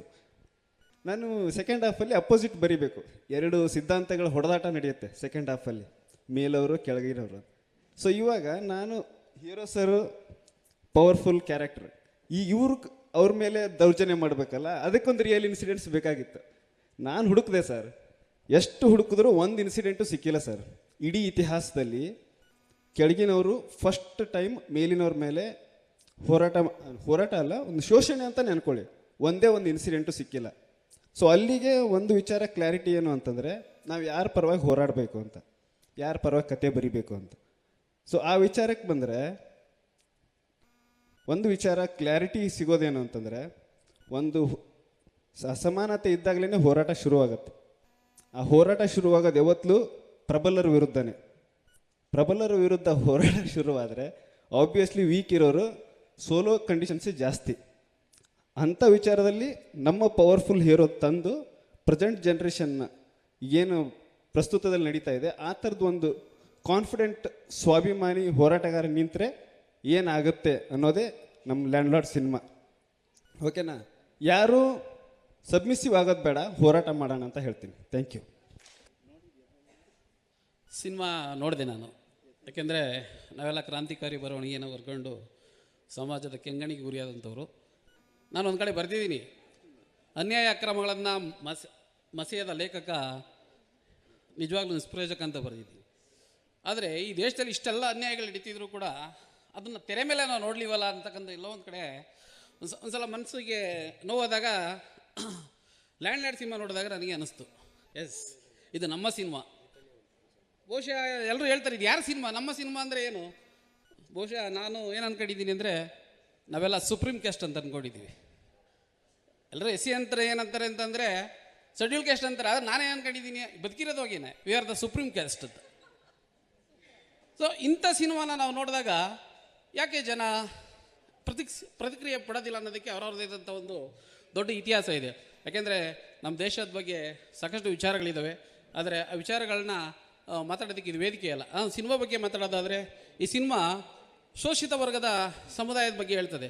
ನಾವು ಈ ತುಂಡು ಭೂಮಿಗಾಗಿ 108 ದಿನ ಫ್ರೀಡಮ್ ಪಾರ್ಕಲ್ಲಿ ನಾವು ಉಪವಾಸ ಸತ್ಯಾಗ್ರಹ ಮಾಡಿದ್ವಿ. ಅದ್ರ ಬಗ್ಗೆ ನಾನು ವಾರ್ತಾಭಾರತಿಲಿ ಏನು ಭೂಮಿ ವಂಚಿತರ ಬಗ್ಗೆ ಒಂದು ಆರ್ಟಿಕಲ್ ಕೂಡ ಬರೆದಿದ್ದೀನಿ ಸರ್. ಅದನ್ನು ತೆರೆ ಮೇಲೆ ನೋಡಿದಾಗ ನಾನು ನಿಜವಾಗ್ಲೂ ಅನಿಸಿದ್ದೆ ಅಂತಂದರೆ, ಹೌದು ಪರವಾಗಿಲ್ಲ, ಈಗ ಶುರುವಾಗಿದೆ. ನಾವು ಎಲ್ಲ ಸಿನಿಮಾಗಳನ್ನ ನೋಡ್ತೀವಿ. ನಾನು ವಿಶೇಷವಾಗಿ ಸಿನಿಮಾ ಅಭಿಮಾನಿ. ನಾನು ತಮಿಳು ಸಿನಿಮಾಗಳು ನೋಡಿದ್ದೀನಿ, ತೆಲುಗು ಸಿನಿಮಾ ನೋಡಿದ್ದೀನಿ.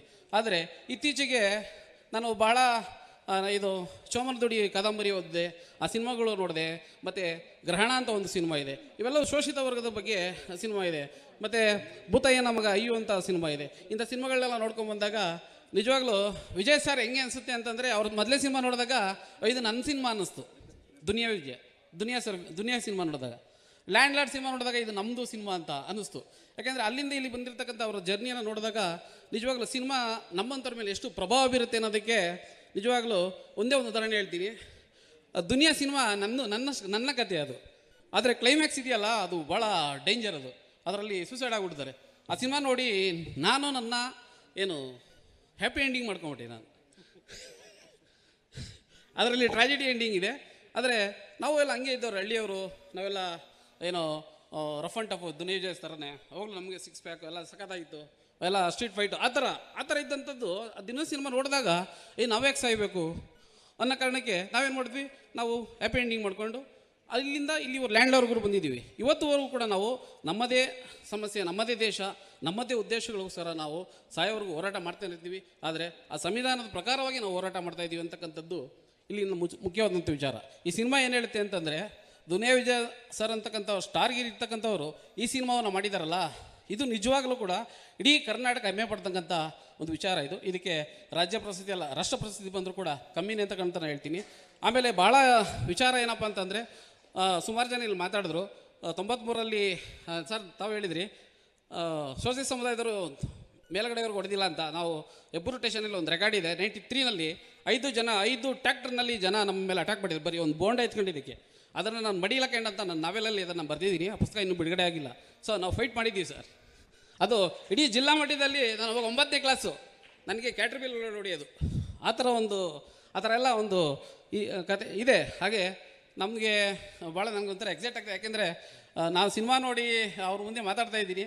ಹಾಗಾಗಿ ಭಾಳ ಖುಷಿ ಇದೆ. ದುನಿಯಾ ಸರ್ನ ಉಳಿಸ್ಕೋಬೇಕಾಗಿರೋದು ನಮ್ಮೆಲ್ಲರ ಕರ್ತವ್ಯ. ಜೈ ಭೀಮ್ ಸರ್, ನಾವೆಲ್ಲ ನಿಮ್ಮ ಜೊತೆ ಇರ್ತೀವಿ. Thank you sir. ನಮಸ್ಕಾರ, ನನ್ನ ಹೆಸರು ಗಿರಿವಾಸುಲು ನಾಯ್ಡು ಅಂತ. ನಾನು ಅವರು ಶಾಲೆಯ ಗೆಳೆಯರು, ಅಂದರೆ ಹೈಸ್ಕೂಲ್ ಮೇಟ್ಸು. ನಾನು ಅವರು ಹೈಸ್ಕೂಲ್ ಮೇಟ್ಸು. ಈ ಸಿನಿಮಾ ನಾನು ನೋಡಿರೋದು ಅವ್ರದ್ದು ಫಿಲಮ್ಮು, 2 ಫಿಲಮ್ಮು. ದುನಿಯಾ ವಿಜಯಲ್ಲಿ ನಾವು ಅವ್ರು ಭೇಟಿಯಾಗಿದ್ವಿ, ದುನಿಯಾ ವಿಜಯ್ ರಿಲೀಸ್ ಆಗೋಕ್ಕಿಂತ ಮುಂಚೆ. ಆದರೆ ಆ ಫಿಲಮ್ನ ನಾನು ನೋಡಲಿಲ್ಲ. ಒಂದು ಭೀಮಾ, ಇನ್ನೊಂದು ಲ್ಯಾಂಡ್ಲಾರ್ಡು. ಈ 2 ಫಿಲಮ್ ನೋಡಿದೆ. ಈ 2 ಅದ್ಭುತವಾದ ಸಿನಿಮಾವನ್ನು ಕೊಟ್ಟಿದ್ದಾರೆ. ಅವ್ರಿಗೆ ಹ್ಯಾಟ್ಸ್ ಆಫ್ ಹೇಳ್ತೀನಿ. ಯಾಕೆಂದರೆ ಇವತ್ತು ಯುವ ಪೀಳಿಗೆ ಹಾಳಾಗ್ತಿದೆ, ನಾವು ನೋಡ್ತಾನೇ ಇದ್ದೀವಿ. ಅವ್ರು ಅಪ್ಪಿ ಬೆಂಗಳೂರು ದಕ್ಷಿಣದಲ್ಲಿ ಹುಟ್ಬಿಟ್ಟಿದ್ದಾರೆ. ಯಾಕೆ ಅಂದರೆ ಅಲ್ಲಿರೋ ಮನುಸ್ಮೃತಿ ಅವ್ರನ್ನ ಹಾಳು ಮಾಡೋವಂಥ ಪರಿಸ್ಥಿತಿಗೆ ಇದೆ. ಅದು ಆಗ್ತಾ ಇರೋವಂಥ ಸಮಸ್ಯೆಗಳು. ಯಾಕೆ ಅಂದರೆ ನಾನು ಎಲ್ಲ ಕಡೆ ಓಡಾಡ್ತಾ ಇದ್ದೀನಿ, ಅದ್ಭುತವಾಗಿ ಮೂಡಿ ಬಂದಿದೆ ಅಂತ ಎಲ್ಲವರೆಗೂ ಈ ಜಂಜಿವರೆಗೂ ಅವರು ಮಾತಾಡ್ತಾ ಇದ್ದಾರೆ. ಅವ್ರಿಗೆ ಗೊತ್ತಾಗ್ತಿಲ್ಲ ಅಷ್ಟೇ, ಎಲ್ಲರೂ ನೋಡ್ತಾ ಇದ್ದಾರೆ ಫಿಲಮ್ನ ಅಂತ ನಾನು ಹೇಳೋದಕ್ಕೆ ಭಾವಿಸ್ತೀನಿ. Thank you sir. Thank you sir. ಎಲ್ರಿಗೂ ಜೈ ಭೀಮ್. ನನ್ನ ಹೆಸರು ಉದಯ ಕವಿ ರವಿಚಂದ್ರ ಅಂತೇಳಿ ಚಿಂತಾಮಣಿಯಿಂದ ಬಂದಿದ್ದೀನಿ. ನನ್ನನ್ನು ಈ ಒಂದು ಸಂವಾದ ಕಾರ್ಯಕ್ರಮಕ್ಕೆ ಬನ್ನಿ ಅಂತ ಯಾರೂ ಕರೀಲಿಲ್ಲ. ಸೊ ನನಗೆ ಈ ಸಂವಾದ ಕಾರ್ಯಕ್ರಮ ಇದೆ ಅನ್ನುವಂಥ ವಿಚಾರನೂ ಗೊತ್ತಿರಲಿಲ್ಲ. ಆದರೆ ಕೆಲವೊಂದು ವಾಟ್ಸಪ್ಪು ಸ್ಟೇಟಸ್ಗಳಲ್ಲಿ ಮತ್ತು ಫೇಸ್ಬುಕ್ಕಲ್ಲಿ ನೋಡಿ ನಿಜವಾಗಿಯೂ ಕೂಡ ದುನಿಯಾ ವಿಜಯ್ ಸರ್ ಅವ್ರನ್ನ ಹತ್ತಿರದಿಂದ ನೋಡಬೇಕು ಅಂತಕ್ಕಂಥ ಒಂದು ಆಸೆಯಿಂದ ಇವತ್ತು ಈ ಒಂದು ಕಾರ್ಯಕ್ರಮಕ್ಕೆ ಬಂದಿದ್ದೀನಿ. ಸರ್,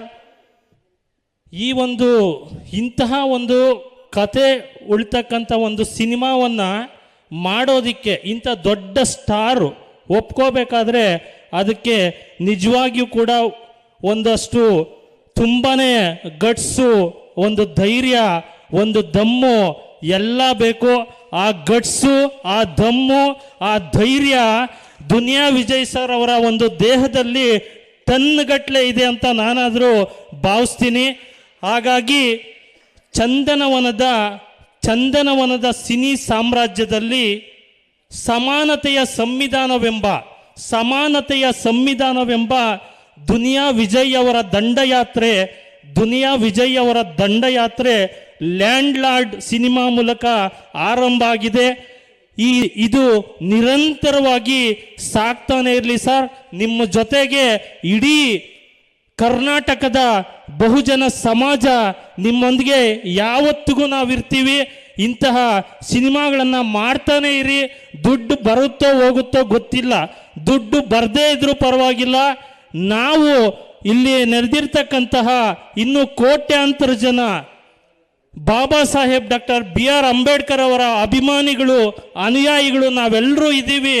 ನಾವೇ ನಿಮಗೆ 1 ರೂಪಾಯಿ ದುಡ್ಡನ್ನು ಹಾಕಿ ಇಂಥ ಸಿನಿಮಾಗಳನ್ನು ಮಾಡೋದಕ್ಕೆ ಪ್ರೋತ್ಸಾಹವನ್ನು ಕೊಡ್ತಾ ನಿಮ್ಮ ಜೊತೆಗಿರ್ತೀವಿ ಅಂತ ಹೇಳೋದಕ್ಕೆ ಇಷ್ಟಪಡ್ತೀನಿ ಸರ್. ಈ ಒಂದು ಮಾತುಗಳನ್ನು ಆಡೋದಕ್ಕೆ ಅವಕಾಶ ಮಾಡಿಕೊಟ್ಟ ತಮ್ಮೆಲ್ಲರಿಗೂ ವಂದಿಸ್ತಾ ಜೈ ಭೀಮ್, ವಂದನೆಗಳು.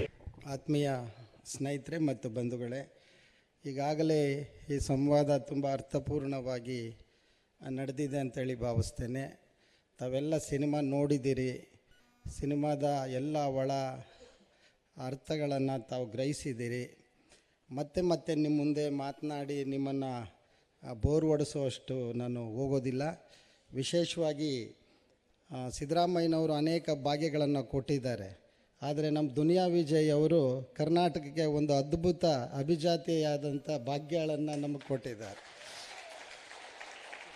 ಅದು ಮತ್ತು ಮಾದೇವ್ ದೇವನೂರು ಒಂದು ಮಾತನ್ನೇ ಹೇಳ್ತಾರೆ, ಭೂಮಿಗೆ ಬಿದ್ದ ಬೀಜ ಎದೆಗೆ ಬಿದ್ದ ಅಕ್ಷರ, ಎದೆಗೆ ಬಿದ್ದ ಅಕ್ಷರ ಭೂಮಿಗೆ ಬಿದ್ದ ಬೀಜ ಇವತ್ತಲ್ಲ ನಾಳೆ ಫಲ ಕೊಟ್ಟೇ ಕೊಡುತ್ತೆ. ಹಾಗೆ ಜೈ ಭೀಮ್ ಅನ್ನೋದು ಈ ಜಗತ್ತನ್ನು ಒಂದಲ್ಲ ಒಂದು ದಿನ ಆಳುತ್ತೆ ಅನ್ನುವಂಥ ಆ ಕನಸನ್ನು ನಾವು ಇಟ್ಕೊಳ್ಳೋಣ.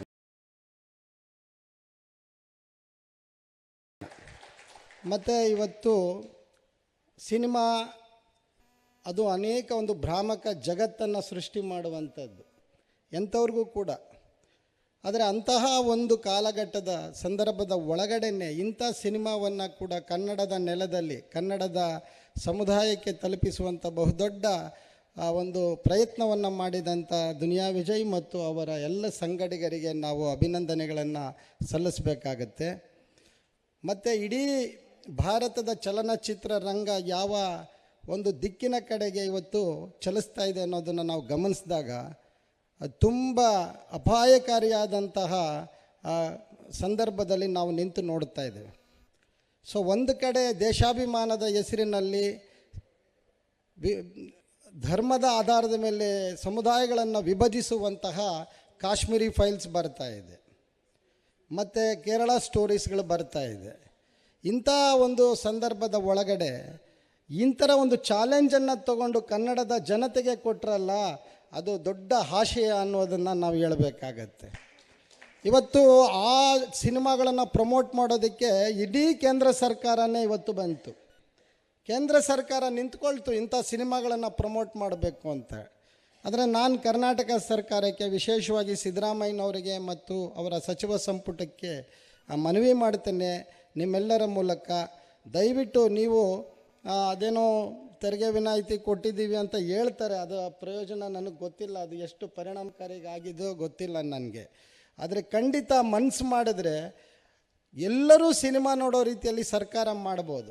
ಸುಮಾರು ನಮ್ಮ ಕರ್ನಾಟಕದಲ್ಲಿ ಅನೇಕ ಡಿಗ್ರಿ ಕಾಲೇಜ್ಗಳಿದ್ದಾವೆ, ಸುಮಾರು ಕಾಲೇಜುಗಳಿದ್ದಾವೆ. ಕ್ರೈಸಲ್ಲಿ ಹೆಚ್ಚು ಕಮ್ಮಿ 1.5 ಲಕ್ಷ ಮಕ್ಕಳು ಇವತ್ತು ಕ್ರೈಸ್ನಲ್ಲಿ ಇರುವಂಥದ್ದನ್ನು ನಾನು ಕೇಳಿದ್ದೀನಿ. ನೀವು ಈ ಸಿನಿಮಾನ ತೋರಿಸೋದ್ರ ಮೂಲಕ ಆ ಮಕ್ಕಳ ಮನಸ್ಸಿನಲ್ಲೇ ಒಂದು ಹೊಸ ರೀತಿಯ ಒಂದು ಭಾವನೆಯನ್ನು, ಒಂದು ವಿಚಾರವನ್ನು ನಾವು ಬಿತ್ತುವ ಪ್ರಾಮಾಣಿಕ ಪ್ರಯತ್ನವನ್ನು ಮಾಡ್ಬೋದು. ಸರ್ಕಾರಕ್ಕೆ ಆ ಇಚ್ಛಾಶಕ್ತಿ ಬೇಕು. ಆ ನಿಟ್ಟಿನಲ್ಲಿ ಇಲ್ಲಿ ಸೇರಿರುವಂಥ ಎಲ್ಲರೂ, ನಮ್ಮ ವಿಶೇಷವಾಗಿ ನಮ್ಮ ಮಂಜುನಾಥ್ ಸರ್ ಮತ್ತು ಅದ್ದೇ ಅವರು, ನೀವು ಮನಸ್ಸು ಮಾಡಿ ನಾವು ಸರ್ಕಾರದ ಜೊತೆ ಮಾಡಿ ಪ್ರತಿ ಡಿಗ್ರಿ ಕಾಲೇಜು ಅಥವಾ ಅದರ PU ಕಾಲೇಜು ಆ ಹಂತದಲ್ಲಿರುವಂಥವರು ಆ ಸಿನಿಮಾವನ್ನು ಕಡ್ಡಾಯವಾಗಿ ನೋಡುವ ರೀತಿಯಲ್ಲಿ ಏನಾದರೂ ಒಂದು ರೀತಿಯ ಒಂದು ತೀರ್ಮಾನವನ್ನು ಸರ್ಕಾರ ತೆಗೆದುಕೊಂಡಿದ್ದೆ ಆದರೆ ಬಹುಶಃ ಕನ್ನಡದ ಒಂದು ಈ ಸಮುದಾಯಗಳಿಗೆ ಒಂದು ಹೊಸ ಒಂದು ಭರವಸೆ ಎಲ್ಲೋ ಹುಟ್ಟುತ್ತೇನೋ ಅನ್ನುವಂಥದ್ದನ್ನು ನಾನು ಈ ಸಂದರ್ಭದಲ್ಲಿ ಹೇಳೋಕ್ಕೆ ಇಷ್ಟಪಡ್ತೇನೆ. ಇನ್ನು ಉಳಿದಂಗೆ ಇವತ್ತು ಸಿನಿಮಾ ಅನ್ನುವಂಥದ್ದೇ ಒಂದು ರೀತಿಯ ವಿಚಿತ್ರವಾದ ಬಿಕ್ಕಟ್ಟಿನ ಸಂದರ್ಭಗಳಲ್ಲಿರುವಂಥದ್ದು. ಅಂಥ ಕಾಲಘಟ್ಟದಲ್ಲಿ ಇಂಥ ಒಂದು ಸಿನಿಮಾವನ್ನು ತರುವ ಮೂಲಕ ಆ ಚೈತನ್ಯವನ್ನು ಉಳಿಸ್ಕೊಳ್ಬೇಕು ಅವರು. ಹಾಗಾಗಿ ಅವರು ಈ ಸಿನಿಮಾ ನೆಲದಲ್ಲೇ ಇರಬೇಕು, ಇಲ್ಲೇ ಗೆಲ್ಲಬೇಕು ಅನ್ನುವಂಥದ್ದು ನಮ್ಮ ಆಶಯ. ಆ ನಿಟ್ಟಿನಲ್ಲಿ ವಿಶೇಷವಾಗಿ ಬಸವಲಿಂಗಪ್ಪನವರೊಂದು ಮಾತನ್ನು ಹೇಳ್ತಾಯಿದ್ರು, ಬೂಸಾ ಚಳವಳಿ ಆರಂಭ ಆದಾಗ. ನೋಡ್ರಯ್ಯ, ಅವರು ಅದನ್ನು ಸಾಂದರ್ಭಿಕವಾಗಿ ಆಡಿದ ಮಾತೆ ಹೊರತು ಅದಕ್ಕೆ ಬೇರೆ ಅರ್ಥ ಏನು ಕಲ್ಪಿಸಿರಲಿಲ್ಲ. ಕನ್ನಡ ಸಾಹಿತ್ಯ ಬಹುತೇಕ ಬೂಸ ಅಂದಿದ್ದನ್ನು ಅದನ್ನು ತಿರುಚಿ ಬಸವಲಿಂಗಪ್ಪನವರು ಕನ್ನಡ ಸಾಹಿತ್ಯವನ್ನೇ ಬೂಸ ಅಂದ್ಬಿಟ್ರು ಅಂತ ಹೇಳಿ ಅವರು ರಾಜೀನಾಮೆ ಕೊಡುವ ಮಟ್ಟಕ್ಕೆ ಇದು ಹೋಯ್ತದು. ಕರ್ನಾಟಕದ ನೆಲದಲ್ಲಿ ಇದು ಚಳವಳಿ ಯಾವ ರೀತಿ ಬೂಸ ಅನ್ನುವಂಥ ಒಂದು ಪದದ ಮೂಲಕ ಒಂದು ದೊಡ್ಡ ಚಳವಳಿಯಾಗಿ ಪರಿವರ್ತನೆ ಆಗೋದಕ್ಕೆ, ಸಂಘರ್ಷ ಆಗೋದಕ್ಕೆ ಕಾರಣ ಆಯಿತು. ಅದನ್ನು ನಾವಿಲ್ಲಿ ಸೂಕ್ಷ್ಮವಾಗಿ ಗಮನಿಸಬೇಕು. ಬಸವಲಿಂಗಪ್ಪನವ್ರು ಅಲ್ಲಿ ಹೇಳ್ತಾರೆ, ನೋಡ್ರಯ್ಯ, ಕನ್ನಡನೂ ಓದಬೇಕು, ಜೊತೆಗೆ ಇಂಗ್ಲೀಷನ್ನು ಕಲಿತು ಜಗತ್ತಿನ ಜೊತೆಗೆ ಮಾತಾಡಬೇಕು ಅಂತ ಹೇಳಿದ್ರು. ಲ್ಯಾಂಡ್ ಲಾರ್ಡ್ ಅದೇ ಕೆಲಸ ಮಾಡೋಕ್ಕೆ ಹೋಗ್ತಾ ಇದೆ ಅನ್ನೋದನ್ನು ಇಲ್ಲಿ ಹೇಳೋಕ್ಕೆ ಇಷ್ಟಪಡ್ತೇನೆ. ಜೈ ಭೀಮ್. ಜೈ ಭೀಮಣ್ಣ. ಅವತ್ತು ಒಂದು ಸಲ ಅದೇ ಅವರು ನಾವೆಲ್ಲರೂ ಹೋಗೋಣ CM ಹತ್ರ, ಇದಕ್ಕೊಂದು ಟ್ಯಾಕ್ಸ್ ಫ್ರೀ ಮಾಡಿಸೋಣ ಅಂತ ಹೇಳಿದ್ರು. ಅದಾದಮೇಲೆ ಏನಾಯಿತು, ಒಂದು 2-3 ದಿನ ನಾವು ಯಾರೂ ಸರಿಯಾಗಿ ಬೇರೆ ಬೇರೆ ಕೆಲಸದಲ್ಲಿ ಬ್ಯುಸಿ ಆಗಿಬಿಟ್ವಿ. ಮಾವಳ್ಳಿ ಅಣ್ಣ ಪ್ರತಿದಿನ ಕಾಲ್ ಮಾಡಿ, ವಿಜಯ್ ಅವರು ನಮ್ಮನ್ನು ನಂಬಿದ್ದಾರೆ, ಒಂದು ಕೆಲಸ ಏನೋ ಮಾಡಬೇಕು, ಅದೇವ್ರು ಹೇಳಿದ್ದಾರೆ, ಅದನ್ನು ಲೆಟ್ರ್ ಮಾಡ್ಕೊಂಡು ಹೋಗೋಕ್ಕಾಗಿಲ್ಲ ಅಂತ ಅವರು ಒತ್ತಡ ಏರಿ ಕೊನೆಗೆ ನಾನು ಅವರಿಬ್ಬರೇ ಹೋದ್ವಿ. ಇನ್ನೊಂದಿಬ್ಬರು ಜೊತೇಲಿ ಬಂದರು. ಮಾವಳ್ಳಿ ಅವರು ಒಬ್ಬರೇ ಸಿ ಎಮ್ ಬಳಿಗೆ ಹೋಗೋಕ್ಕಾಯ್ತವತ್ತು. ಆ ಲೆಟ್ರು ಕೊಟ್ಟ ತಕ್ಷಣ ಸಿ ಎಮ್ ಅವರು ಅವರ ಪರ್ಸ್ನಲ್ ಸೆಕ್ರೆಟ್ರಿಗೆ ಕೊಟ್ಟು ಇದನ್ನು ಮಾಡಿ ಅಂತ ಹೇಳಿದ್ರು. ಈಗ 6 ತಿಂಗಳ ಕಾಲ ಲ್ಯಾಂಡ್ ಲಾರ್ಡ್ ಸಿನಿಮಾಗೆ ಸಂಪೂರ್ಣ ತೆರಿಗೆ ವಿನಾಯಿತಿ ಏನಾದರೂ ಸಿ ಎಮ್ ಅವ್ರು ಮಾಡಿದರೆ ಅದರ ಸಂಪೂರ್ಣ ಯಶಸ್ಸು ನಮ್ಮ ಮಾವಳ್ಳಿ ಅಣ್ಣಂಗೆ ತಲುಪಬೇಕು. ಮತ್ತು ಅದನ್ನು ಶುರು ಮಾಡಿದಂತಹ ನಮ್ಮ ಮಂಜುನಾಥ್ ಅದ್ದೆ ಅವರಿಗೆ, ಸುಬ್ಬಣ್ಣಂಗೆ, ಸುಬ್ಬು ಹೊಲೆಯರಿಗೆ ಸಲ್ಲಬೇಕು. ಅದು ಆ ಶಕ್ತಿ ಅವರಲ್ಲಿದೆ. ಈಗ ಅವ್ರು ಏನು ಹೇಳಿದ್ರು ಈ ಸಿನಿಮಾನ ಮಕ್ಳಿಗೆ ತೋರಿಸ್ಬೇಕು ಅಂತ, ಅದು ಅವ್ರ ಬಾಯಿ ಬಿಟ್ಟರೆ ಆಗೋದು. ಮಹಾದೇವಪ್ಪ ಅವ್ರ ಹತ್ರ ಹೋಗ್ಬಿಟ್ಟು ನೀವು ಇದನ್ನು ಮಾಡಿ ಅಂದರೆ ಮಾವಳ್ಳಿ ಅಣ್ಣ ಹೇಳಿದ್ದನ್ನು ಅವ್ರು ಮಾಡಲ್ಲ ಅಂತ ಹೇಳೋಕ್ಕೆ ಸಾಧ್ಯನೇ ಇಲ್ಲ. ನಾವು ಜೊತೇಲಿ ಬರ್ತೀವಿ. ಇದು ತುಂಬ ಧನ್ಯವಾದಗಳನ್ನ. ನಾವು ಕರೆದು ಮೇಲ್ ಕೂರಿಸಿ ಅಧ್ಯಕ್ಷತೆ ಕೊಟ್ವಿ. ಇಷ್ಟು ಪ್ರೀತಿಯಿಂದ ಅವ್ರು ಮಾತಾಡಿದ್ದಾರೆ. ಇದು ವಂದನಾರ್ಪಣೆ ಅನ್ನೋದು ಸಿನಿಮಾದಲ್ಲಿ ಎಂಡ್ ಟೈಟಲ್ಸ್ ಬರುತ್ತಲ್ಲ, ಆ ರೀತಿ. ಸಾಮಾನ್ಯ ಎಂಡ್ ಟೈಟಲ್ಸ್ ಬರೋವಾಗ ಎಲ್ಲರೂ ಎದ್ದೋಗ್ತಾರೆ. ಹಂಗೆ ಮಾಡಬೇಡಿ ಅಂತ ಕೇಳ್ಕೊಳ್ತೀನಿ. ಯಾಕೆಂದರೆ ಗೌರವ ಸಲ್ಲಿಸಬೇಕು ಸಿನಿಮಾಗೆ. ಮತ್ತು ಸಿನಿಮಾ ಎಂಡ್ ಟೈಟಲ್ಲು ದಯವಿಟ್ಟು ನೋಡಿ ಇನ್ಮೇಲೆ ಎಲ್ರೂ. ಅದು ವಂದನಾರ್ಪಣೆಯ ಭಾಗ. ನಾನೊಂದು ಸ್ವಲ್ಪ ಲೀನಿಯನ್ಸ್ ತೊಗೊಳ್ತೀನಿ. ನಮ್ಮೂರು ಹುಡುಗ ದುನಿಯಾ ವಿಜಯ್ ನಮ್ಮೂರಲ್ಲಿ ಒಂದು ದೊಡ್ಡ ಪೋಸ್ಟರ್ ಹಾಕಿದೆ, ಇನ್ಮೇಲೆ ದುನಿಯಾ ನಮ್ಮದು ಅಂತ. ಅದು ಬರೀ ವಾಚ್ಯಾರ್ಥ ಅಲ್ಲ, ಜೈ ಭೀಮ್ ಅಂತ ಹೇಳ್ದ ಒಂದು ಕಾಂಟೆಕ್ಸ್ಟಲ್ಲಿ ಇವತ್ತೇನು ಸೆಟ್ ಆಗಿದೆ, ಇನ್ಮೇಲೆ ದುನಿಯಾ ನಮ್ಮದು ಅಂತ ನಾವು ತುಂಬ ಧೈರ್ಯವಾಗಿ ಹೇಳ್ಬೋದು. ಅದು ಈ ದುನಿಯಾನೂ ಹೌದು. ಆ ಒಂದು ಬೆಂಬಲ ನಮ್ಮೂರವರು ಕೊಟ್ಟಿದ್ದಾರೆ ದುನಿಯಾ ವಿಜಯ್ ಸರ್ಗೆ ಅಂತ ಭಾವಿಸ್ತೀನಿ. ಸಿನಿಮಾ ಹೌಸ್ಫುಲ್ಲಾಗಿ ಓಡ್ತಾ ಇದೆ, ಆನೇಕಲ್ಲಲ್ಲಿ ಸಕ್ಸಸ್ ಆಗಿದೆ. ಬೇರೆ ರಾಜ್ಯದ ಬೇರೆ ಕಡೆ ಸಿನಿಮಾ ಈಗಲೂ ಕೂಡ ಜನ ಹೋಗ್ತಿದ್ದಾರೆ, ಹೌಸ್ಫುಲ್ ಆಗ್ತಾ ಇದೆ. ಹೊಸ ಪ್ರೇಕ್ಷಕರು ಗುಂಪಾಗಿ ಬರ್ತಾ ಇದ್ದಾರೆ. ಮತ್ತು ಕನ್ನಡ ಸಿನಿಮಾ ಪರಂಪರೆ ಒಳಗಡೆ ಒಂದು 15-20 ವರ್ಷದಿಂದ, ನಾನು 1 ನಿಮಿಷದಲ್ಲಿ ಮುಗಿಸ್ತೀನಿ. ಹೇಳ್ಬೇಕು ಅಂತ ತುಂಬ ಇದೆ, ಬಟ್ ಒಂದೇ 1 ನಿಮಿಷದಲ್ಲಿ ಮುಗಿಸ್ತೀನಿ. ಈ ಬಂಡಿಗಳು ಕಟ್ಕೊಂಡು ಟ್ಯಾಕ್ಟರ್ಗಳು ಎತ್ಕೊಂಡು ಬರುವಂಥ ಒಂದು ಪರಂಪರೆ ಇತ್ತಲ್ಲ, ಆ ಪರಂಪರೆ ಮತ್ತೆ ಈ ಸಿನಿಮಾ ಶುರು ಮಾಡಿದೆ. ಅದೊಂದು ಹೊಸ ಚೈತನ್ಯ. ನಾವು ಸಿನಿಮಾ ಸ್ಟೂಡೆಂಟ್ಸ್ ಆಗಿ ಸಿನಿಮಾ ಕ್ಷೇತ್ರದಲ್ಲಿ ಆಸಕ್ತಿ ಇರೋರಿಗಾಗಿ ನಮ್ಗೆ ಹೊಸ ಚೈತನ್ಯ ಸಿಕ್ಕಿದೆ. ಈ ಚೈತನ್ಯದ ಹಿಂದೆ ಸಾಕಷ್ಟು ಜನ ಬೇರೆ ಊರುಗಳವರು ಜೊತೆಗಿದ್ದಾರೆ. ಈಗ ನಮ್ಮ ರವಿ ಅವರು ಮಾತಾಡಿದ್ರು, ಈ ಸ್ನಾತಕೋತ್ತರ ಮತ್ತು ಸಂಶೋಧನಾ ವಿದ್ಯಾರ್ಥಿಗಳ ಒಕ್ಕೂಟ, ಮತ್ತು arts and science college students, ಚಾಮರಾಜನಗರದಿಂದ ಹಿಡಿದು ಬೀದರ್ ಹೊರಗಡೆ ಎಲ್ಲ ಸಂಘಟನೆಗಳು, ಇವರೆಲ್ಲರೂ ಕೂಡ ಈ ಸಿನಿಮಾಗೆ ಬೆಂಬಲವಾಗಿ ನಿಂತ್ಕೊಂಡಿದ್ದಾರೆ. ಅವ್ರಿಗೆ ಮೊದಲನೇದಾಗಿ ನಾನು ಧನ್ಯವಾದಗಳನ್ನ ಮತ್ತು ವಂದನೆಗಳನ್ನ ತಿಳಿಸ್ತೀನಿ. ಅವರೆಲ್ಲರೂ ಇಲ್ಲಿ ಬರೋಕ್ಕಾಗಿಲ್ಲ, ಬಟ್ ಅವರೆಲ್ಲರೂ ಸಿನಿಮಾ ಜೊತೆ ನಿಂತ್ಕೊಂಡಿದ್ದಾರೆ, ಸಿನಿಮಾ ತಂಡದ ಜೊತೆ ನಿಂತ್ಕೊಂಡಿದ್ದಾರೆ, ಮುಖ್ಯವಾಗಿ ಸಂವಿಧಾನದ ಜೊತೆ ನಿಂತ್ಕೊಂಡಿದ್ದಾರೆ. ಅವರೆಲ್ರಿಗೂ ಧನ್ಯವಾದಗಳನ್ನ ತಿಳಿಸ್ತೀನಿ. ಹಾಗೆ ಎಲ್ರಿಗೂ ಕೂಡ ಸಮಯ ತುಂಬ ಆಗಿರೋದ್ರಿಂದ ಮಾವಳ್ಳಿ ಅಣ್ಣ, ಸಿನಿಮಾ ತಂಡ ಮತ್ತು ಸಿನಿಮಾದಲ್ಲಿ ಕೆಲಸ ಮಾಡಿರೋ ಎಲ್ರಿಗೂ ಮತ್ತು ನಿಮ್ಮೆಲ್ರಿಗೂ ಧನ್ಯವಾದಗಳನ್ನ ತಿಳಿಸ್ತೀನಿ. ಮತ್ತು ಇಡೀ ಸಂವಾದದಲ್ಲಿ ಒಂದೇ ಒಂದು ಮಾತು ಬಿಟ್ಟೋಯ್ತು. ನಿಂಗವ್ವ ಅಂತ ಒಂದು ಹಾಡು ಬರುತ್ತೆ, ಅದರಲ್ಲಿ ವಿಜಯ್ ಸರ್ರು ಮತ್ತು ಮೇಡಮ್ ಒಂದು ಸಾಂಗ್ ಇದೆಯಲ್ಲ, ಆ ಥರದ ಒಂದು ಮನುಷ್ಯ ಪ್ರೀತಿನೂ ಕೂಡ ಈ ಸಿನಿಮಾದಲ್ಲಿದೆ. ಬರೀ ಹೋರಾಟ, ಕಿಚ್ಚು, ದ್ವೇಷ ಆ ಥರದ್ದಲ್ಲ. ಆ ಸಿನಿಮಾ ನೋಡಿದಾಗೆಲ್ಲ ನನ್ನ ಹೆಂಡ್ತಿ ನನಗೆ ನೆನಪಾಗ್ತಾರೆ. ಆ ಥರದ್ದು ಎಲ್ರಿಗೂ ನೆನಪಾಗ್ಬೋದು. ಆ ಥರದ ಸಿನಿಮ್ಯಾಟಿಕ್ಕು ಮತ್ತು ಪ್ರೀತಿ, ಭಾವನೆ, ಮನುಷ್ಯ ಪ್ರೀತಿ ಇವೆಲ್ಲನೂ ಕೊಟ್ಟಿರೋ ಸಿನಿಮಾ ಇದು. ದಯವಿಟ್ಟು ಎಲ್ಲರೂ ಸಿನಿಮಾ ನೋಡೋಣ. ಥ್ಯಾಂಕ್ ಯು ಎಲ್ರಿಗೂ.